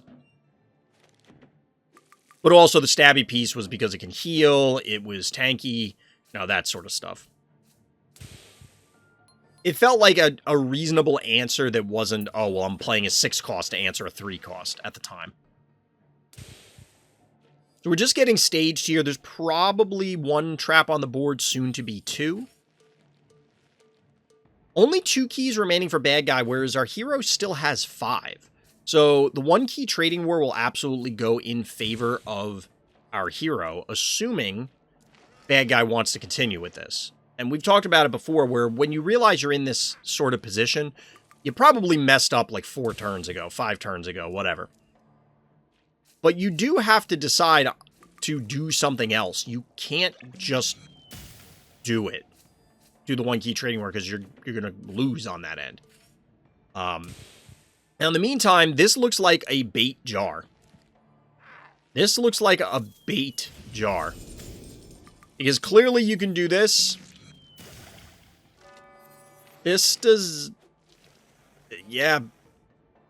Kratosss, if this is what happens, hook, line, and sinker. No trap. Okay. I thought there was going to be a trap here. Now, we do get a jar snipe. Thanks to Meatball here.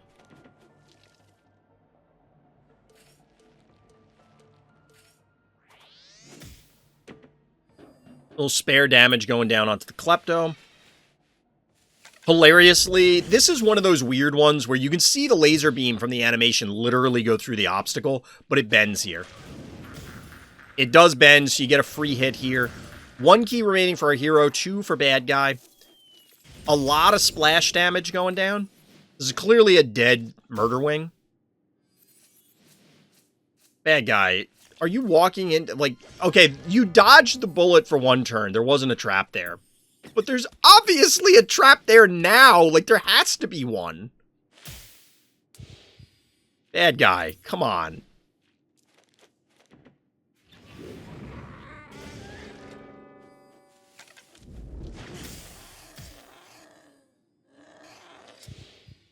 I thought we were going to see the Clinico go in for a second, but makes sense. This actually doesn't look great for our hero. I don't think the Baba Yaga can die. Apparently it can. Never mind. Baba Yaga goes down. Barely living Klepto, but there's got to be one more trap. 1 key remaining for our hero. How are they going to make this happen?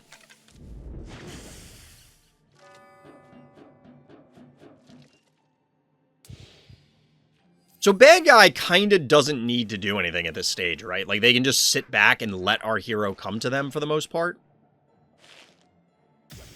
Oh, no! There was no way they saw that coming. Look at that trap up in the north, sniping the Klepto, and just like that.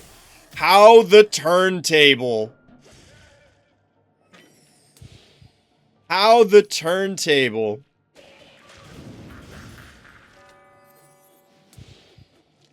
Now, admittedly, it's still a panic point advantage. Bad guy.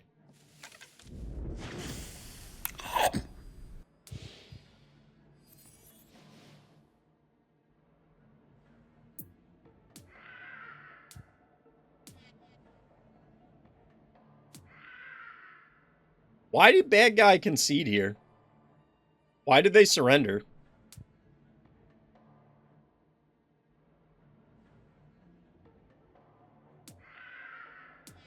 So they'd have to walk away twice to not die.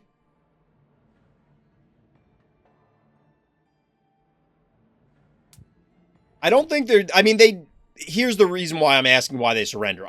Yes, they lose. I don't think there's any way out of this for them because they'd have to back off twice. Kratosss just then takes this. They still can't commit to fight because they're not going to be able to one-shot it. But it's rare for people to just surrender.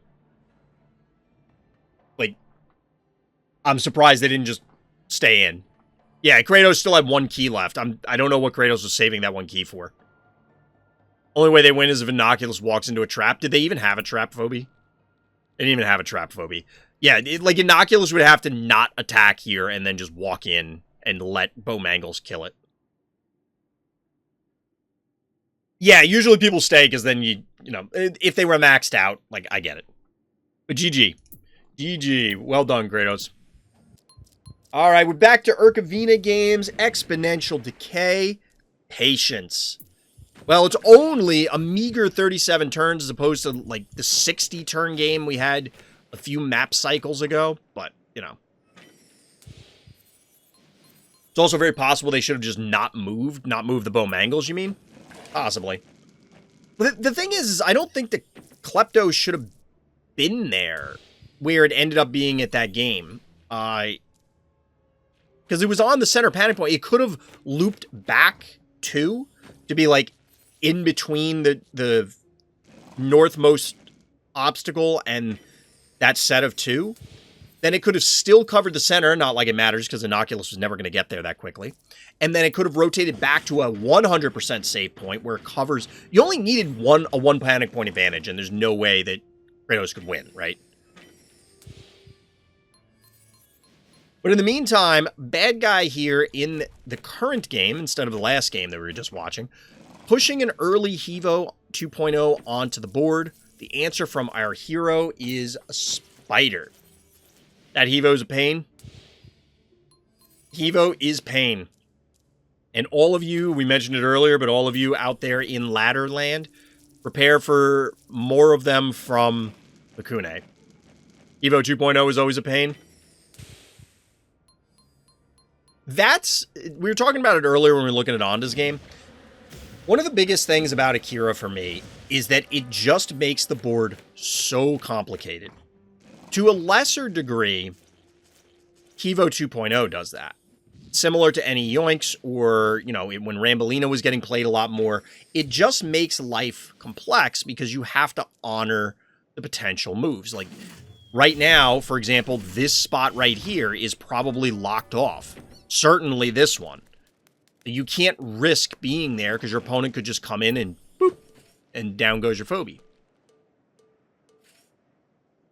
Akira is that times like 1,000. But in the meantime, Akira aside, we're getting a 4-1 panic point advantage for our hero. Ray Chargels is the answer of choice to try and deal with this Hevo. I get it. It's a level 8 Ray against a level 10 Hevo. It does matter because even though you're not going to stand there and, you know, just man fight the thing, you are able to get in, do a significant chunk so that way you don't have to leave it just barely living. Not that you would go in then, but you get the idea where you have a significant threat. But bad guy is answering with Noxious. We've seen several Noxious show up tonight. Not many of them have been winners.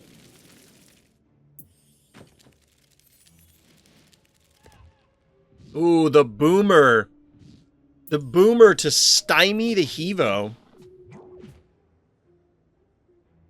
I feel like if Gakuen saves up a bunch of keys and I see 2.0 instead of 3.0, I'm probably relieved in most cases. It will depend. It will depend, but I kind of imagine both of them are going to show up more so than only one. Like, yes, on a small map, probably going to go for 3.0. Because the difference between 7 and 9 on small maps is not that much.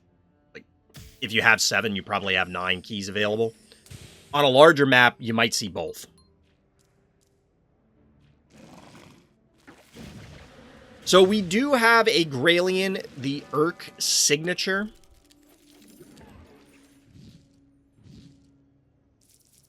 Panic points trading back and forth. Sheep is coming out. I'll be honest, I don't really understand this sheep. This is kind of risky. Is it, though? Maybe it's not. I was going to say you can pull the Grailian, but in order to do that, you won't then be able to get the sheep to connect with the Grailian, which I assume is the purpose. 1, 2, 3, 4, 5, 6. And even if you did, with the remaining 9 keys, our hero could just put a Boolean or something on the board. 12 keys remaining for bad guy. 7 available, but now 12 available for next turn. Knowing Gakune's skill level, I will assume the one they play is the one that's worse for me. A fair assessment, DT. I think that's actually very reasonable.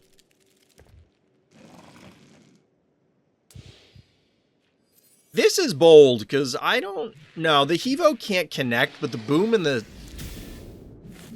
snowball can?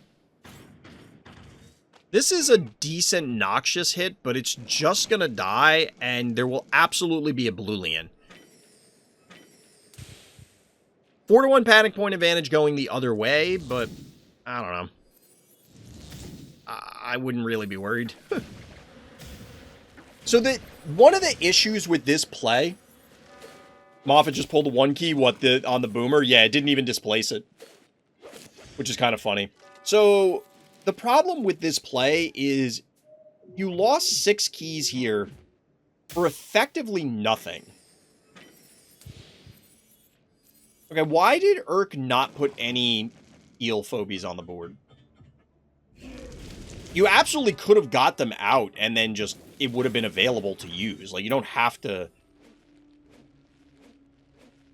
No, there's only 1, 2, 3, 4, 5, 6. Oh, yeah, because the boomer was there. Boomer was there, yes. Boomer, or whatever it was. Was it boomer? It was boomer, okay. Here we go. It's happening. This has got to be dead.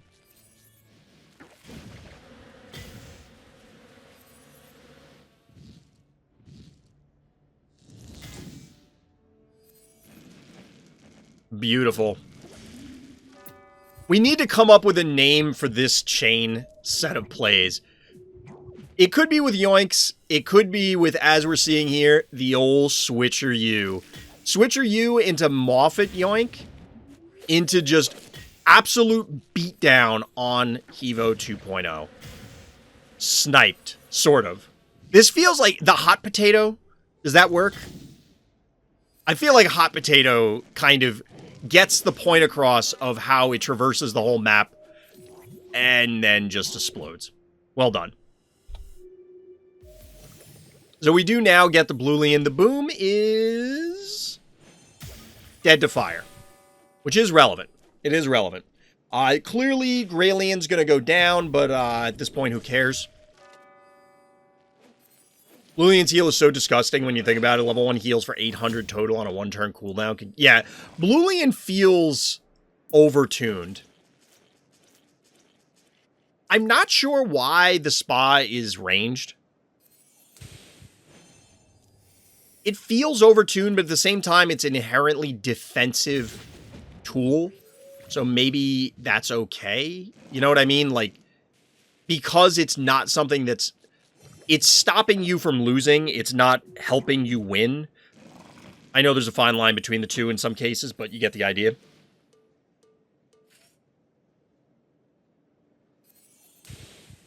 Has the stats of a great 4-key. I think he has good stats for a 5-key in a lot of cases. The damage output is decent, and the health is pretty tanky. Yeah, and it's dimensional. I think the biggest thing overall is that dimensionals, like people when the game first came out, really were, well, what's the best phobie type? Is it monster? Is it undead? Is it mechanical? Is it whatever?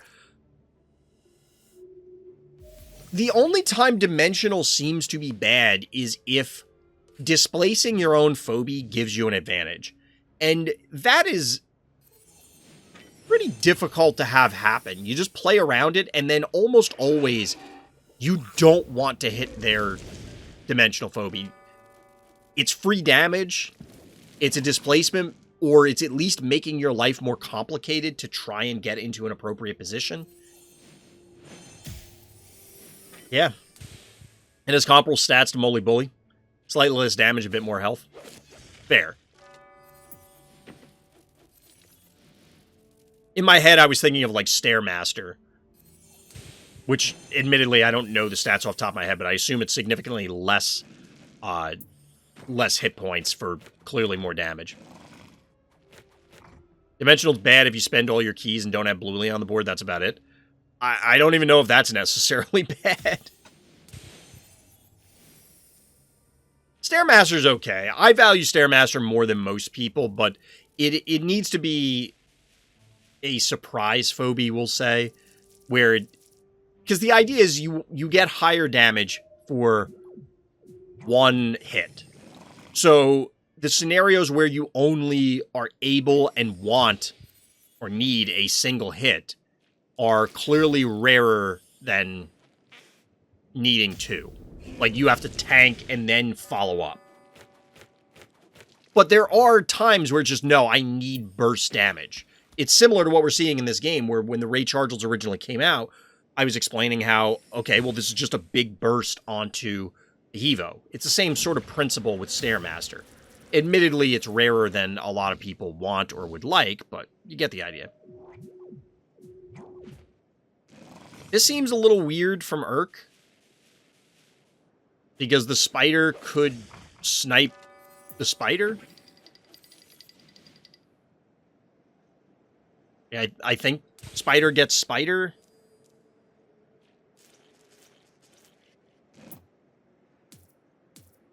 No, it's on cooldown. It did it last turn. Sorry, we're busy talking about other things. No yoink, yep. Yeah, so it was in fact safe. Otherwise, this doesn't make sense, because then the spider just gets yoinked, and it's not a complete throw, but that's kind of a big deal, losing that threat. That guy has a little bit of time, but not a ton.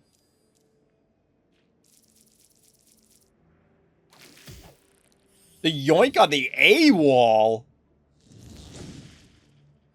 I mean, you can follow this up so that way now you will kill their spider in retaliation kind of thing.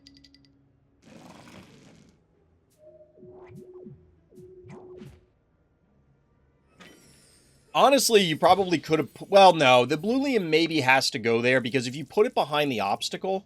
So if you put the Bluelian here, for example, there was a world in which how they do the yoink puts something here, and then you can't actually get in. But I don't know if that really would have happened.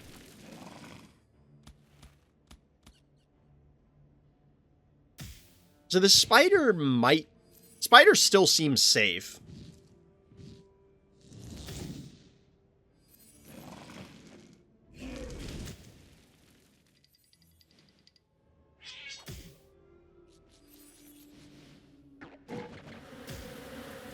Interesting.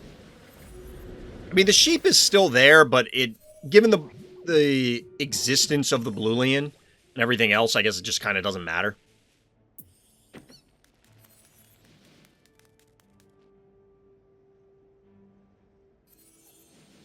I waste the spy here before the sheep, but it doesn't matter. Yeah, it's a little bit wasted, but I mean, whatever. I think you were far enough ahead that it realistically is not that important.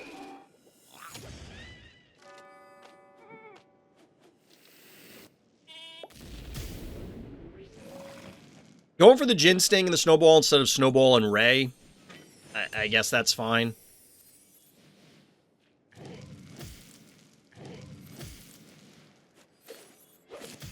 Clearly, Sheep is going to eat it. This is another one where we're just watching the demise. The game was over several turns ago. We were talking about it Friday, I think. But people still... I mean, it's always going to be the case, I think, but it is difficult to understate how quickly a Phobies game can end. And it's hard for people to admit, I think, sometimes, that a single Phobie choice on turn 3 or 4 was really the turning point. Or a misplay, a mispositioning that early in the game can then... 20 turns later, spiral out of control. It'll BM spa action.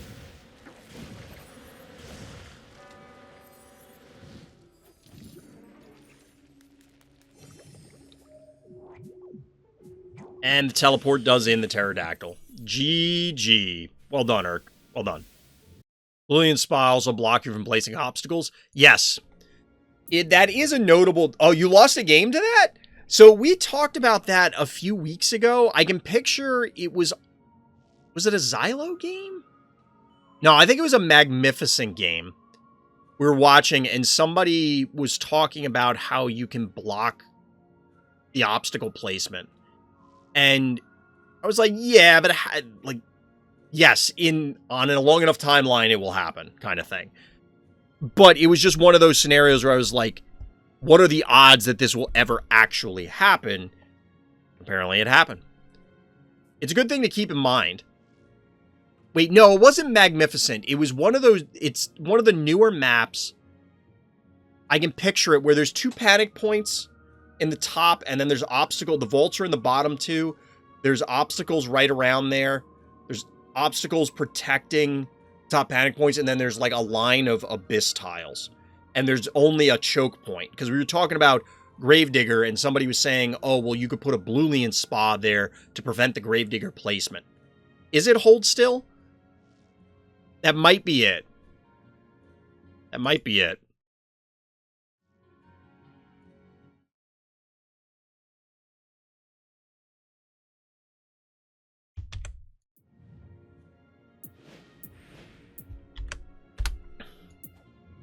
All right, chat.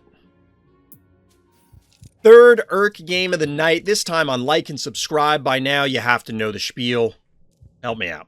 But last official game in the hopper for tonight. We'll, of course, have more for next week. And hopefully, by the time this goes live on YouTube, we will know with certainty whether there was a new update for the 1-year anniversary. But we're getting a standard opener out of Bad Guy. Urk is once again opening up with the Gesundheit and not Gravedigger. I lost a game on Phobopolis because my Crushmore couldn't do its thing. Interesting. Interesting. Yeah, that Bluelian interaction with Terraform is... like, I get it.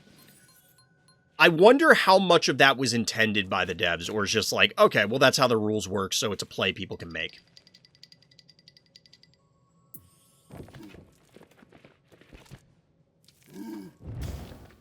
Do we get the Crushmore break? This was what Urk had done as a follow-up in the previous game, now that we looked at earlier, but that was specifically noted to be because they forgot about Gravedigger. Here, this seems intentional, especially given the context of the previous game, but I'm not sure.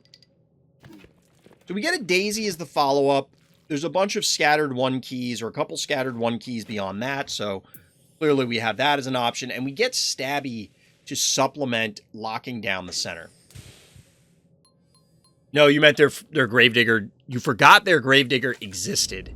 Ah, okay. I know you mentioned that as we were going through the other game. So your opening is to not typically go with Gravedigger early on, which is interesting. If I'm using Gravedigger or Terraform in general, I want to use it as early as possible so that way the cooldown is back up again. And I think on this map, most people have recognized that, as Urk is pointing out, like what happened in the last game that we saw on this map from Urk, there's a lot of value in Gravedigger or Crushmore potentially. Breaking these, setting up... I mean, it's surprise in that... Surprise, I just broke the block. Ooh, we get a Baba Yaga game from somebody who's not Kratosss. But it's not really a surprise when these things happen because, okay, it's an onboard trick. But you still can catch people.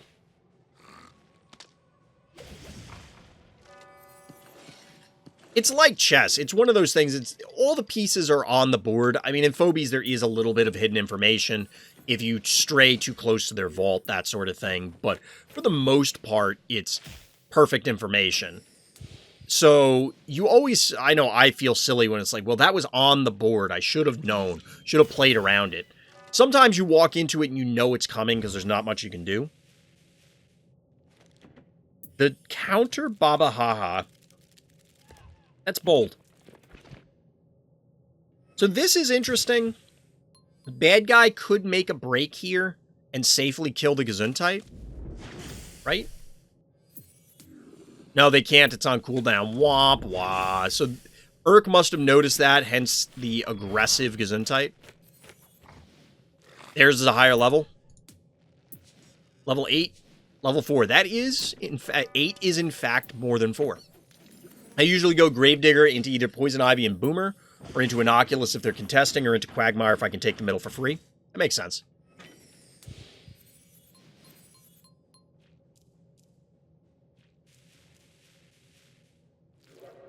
Just got Baba Yaga from Seasonal last season. So you're in the... Now I'm in your boat. Kivo 2.0 supplements the forces of bad guy. We're into the one key trading war. Both players are banking a fair amount of keys, but as if on cue, we get the Graylien. Got Baba Ha dupes for Silver Pack. All right, all right. Baba Yaga's 13, but I don't use it anymore. Level 13 is pretty high. That seems like a very dangerous Baba Yaga. I don't know. I'm excited to try it out, but I got to get some levels under my belt with it. I'm definitely going to throw a whole bunch of games personally because I need to kind of wrap my head around the trap plan, actually utilizing it as opposed to defending against it.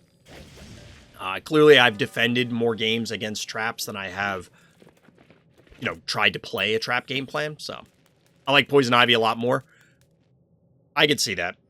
I could see that. I like Poison Ivy a lot. But Baba Yaga is an AoE trap, so can't ignore that.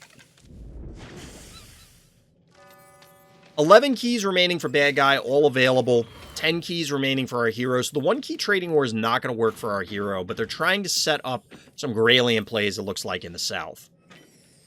And they've clearly gotten a minefield configured at this point. So this Graylien position is actually pretty cool because it can threaten a Switcher U on just about anything because the Crushmore can go to the stem, break it. Probably won't go to the stem, though, because then you get something else on it. And then just kind of yoink whatever and blow it up. I think Unicorn's the best trap unit, then Ivy or Jeeves afterwards. I always forget about Jeeves. Fire Ant is up there also. The thing is that yes, Unicorn is a trap unit, but I don't really look at it as a trap phobie. It's mostly just a cheap turret. When there are two traps beside each other and your trap is 600, it's 900 damage on each phobie. Yeah, it's a lot. It's a lot. Placing Baba traps on the middle point there is pretty much a waste. I would agree. It doesn't seem to be doing anything. The one key phobies are eating it and then walking away. Well, not walking away, but like everything else can walk away. I don't know why I'm saying that. This is kind of bold because that spider is threatening.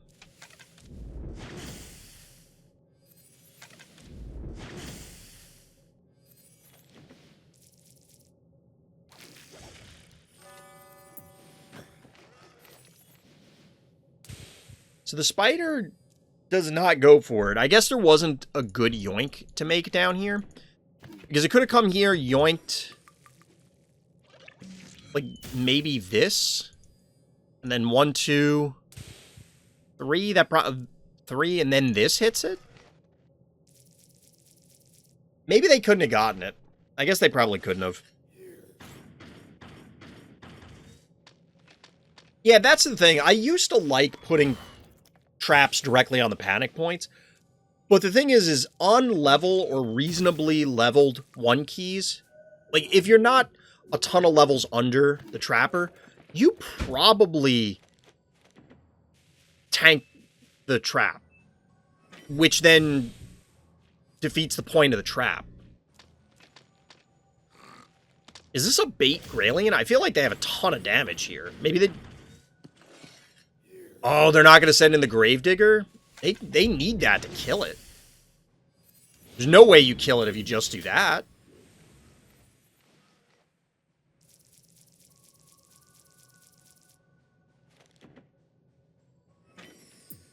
One, two, three, four, five, six, 7. Okay. Oh, there was no way they were getting it anyway. They needed a jar or something to help supplement. And Ivy traps one tap a snowball on level? Okay. They couldn't kill it either way. Fair. That is a big beatdown on the Graylien, but 8 keys remain for our hero. 1, 2, 3, 4, 5, 6 phobies. Panic point advantage, clearly in favor of our hero. Cheap shots going down on the Innocuous. Ooh, we get a little Cottontail action. Urk completely willing to allow the Graylien to get clobbered here.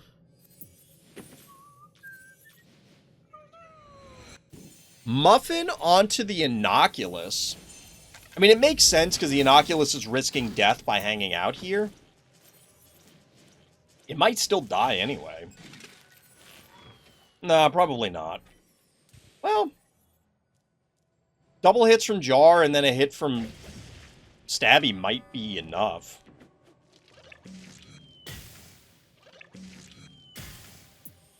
But the Spider is in position to maybe yoink the Crushmore, which will probably die. Like, it should be enough death.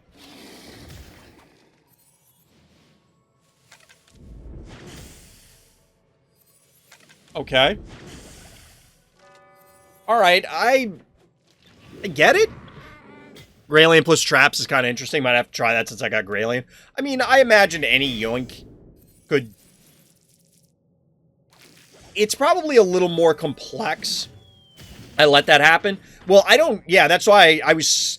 Okay, two thoughts. One, Graylien traps versus yoinks versus traps. It's probably a little bit easier with Graylien because then you could put the trap under Graylien's original space, whereas you have to position the yoink to yoink them onto the trap. So it's a little bit easier.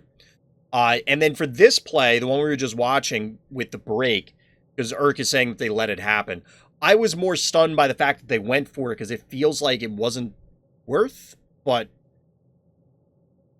we will see, I guess. And obviously it's not if you allowed it to happen. So the kill goes down there onto the Innocuous. We get the Gravedigger. We're going to get this Cassowary.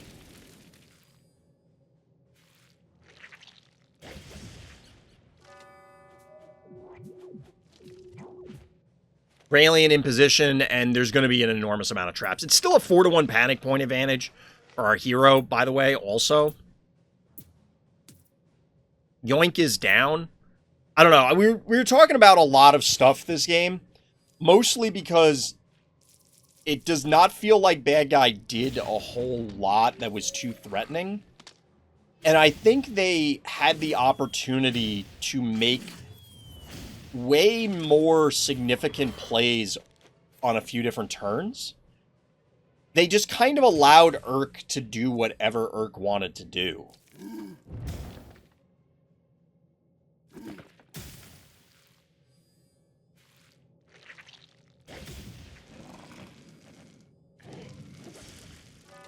This is actually a pretty cool setup to get the Switcher U.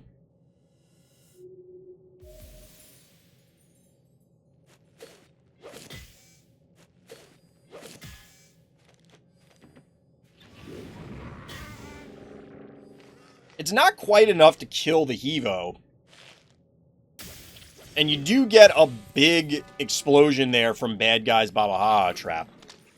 But like I said, 4 panic point advantage. The heart is at 1600 health. You have to eliminate the Phobies very, very quickly, which this Hevo's nearly dead, so that's not happening. Or recap all the panic points and not die somehow.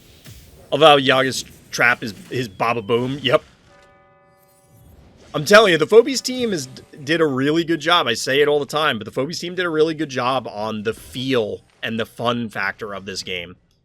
I think it's a great game strategically. I think it's a great game cognitively, all that kind of stuff. But I think if you just want to sit down and have some fun with some cool looking monsters, there's a lot of fun to be had playing Phobies, and you don't even need to... That's actually comical. That was actually hilarious. The yoink, the dimensional yoink onto there. Well played. Well done. GG. So we're sneaking in one more before the buzzer. Kratosss with another game here on Magnificent. This is going back a while. In fact, almost literally a month ago was when this game was played. Old game, more haha action. So everybody's on theme tonight since I got Baba Yaga out of my seasonal pack. Bad Guy went with the classic opener, Alistor Go. I mean, okay, that is a thing you can do. It's in fact a play that you can make. Into Hevo. Bad guy is hell-bent on giving up all the board position. Because Kratosss now is going to just... There are going to be traps everywhere. Yeah. Like, that's actually a funny trap location. I don't know if it's a good trap location. It will... I can almost guarantee it will hit something, right?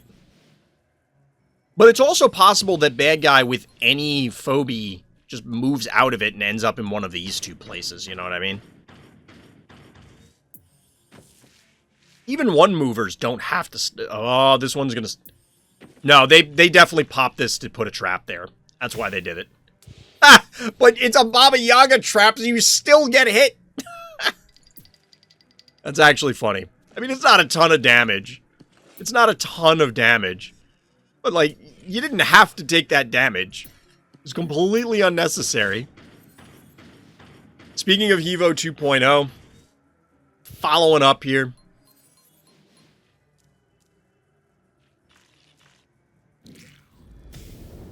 That also didn't need to happen. I mean, yes, you can just heal it, but, like, I don't know. 4-1 panic point advantage. There is absolutely not enough damage in position to threaten this Alistor, so all this stuff is going to have to vacate. Just to get a follow-up trap there? Really?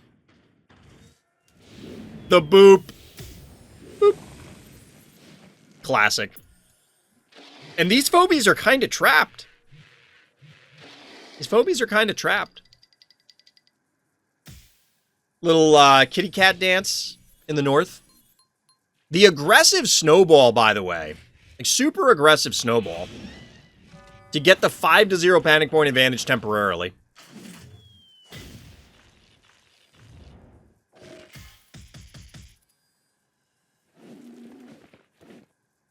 Bad guy has to know that there's a trap here, right? Timeout. What?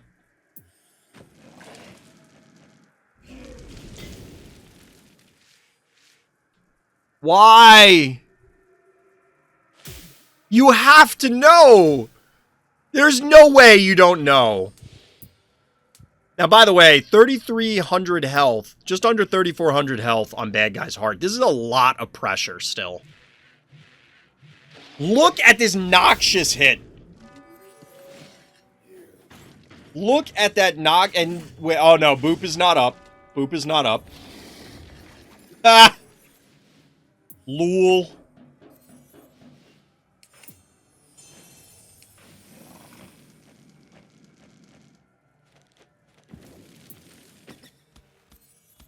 Getting the body blocks here, presumably to protect the Hevo.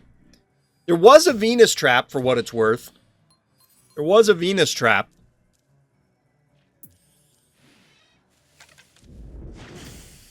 Innocuous to clear the obstacle. Not the position you want to be in. Not the position you want to be in.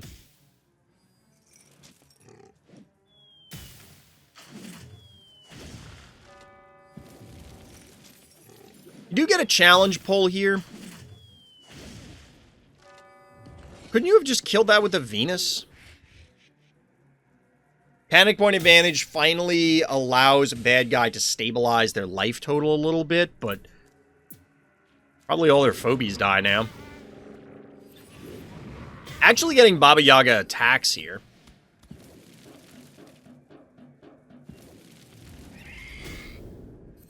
I don't think... Was this necessary? I feel like the Cassowary would have ended up on the panic point anyway, but maybe it wouldn't.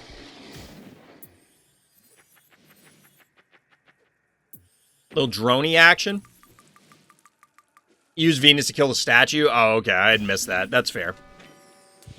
But yeah, bad guy's paying for it for trying to commit that, or needing to commit that hard. The Hevo presumably dies.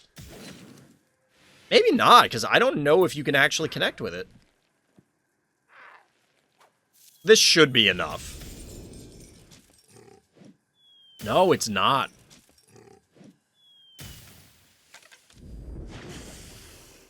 You do get the noxious, but at this point, do you just run everything to their heart? Oh, you can recap a bunch of panic points. 1, 2, 3. You can't... Yes, you can get this one with Droney. GG, bad guy. GG.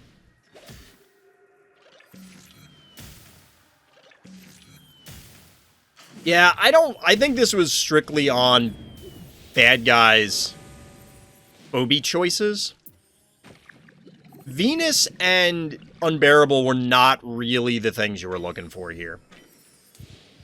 I also don't really like the Alistor opener, especially not Alistor Hevo, because that feels like you just give up an enormous amount of board position going second, especially on this map. If somebody opens Snowball and starts capping all the points on the board, you can't just go one Phobie, and the second one stays down away from all the panic points.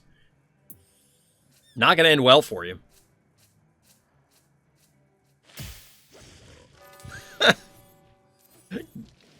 Got him. Got him. GG. Well done there, Kratosss. Well done. So we're going to call it an evening. Like I said, we'll be back tomorrow. Going to play it by ear for variety, but I appreciate everybody coming out. Definitely a lot of fun games. If you're watching this on YouTube, hit me with a like and subscribe, and of course, check out the links in the description. But as always, everybody, thank you for listening. Thank you for watching, and Black Lives Matter.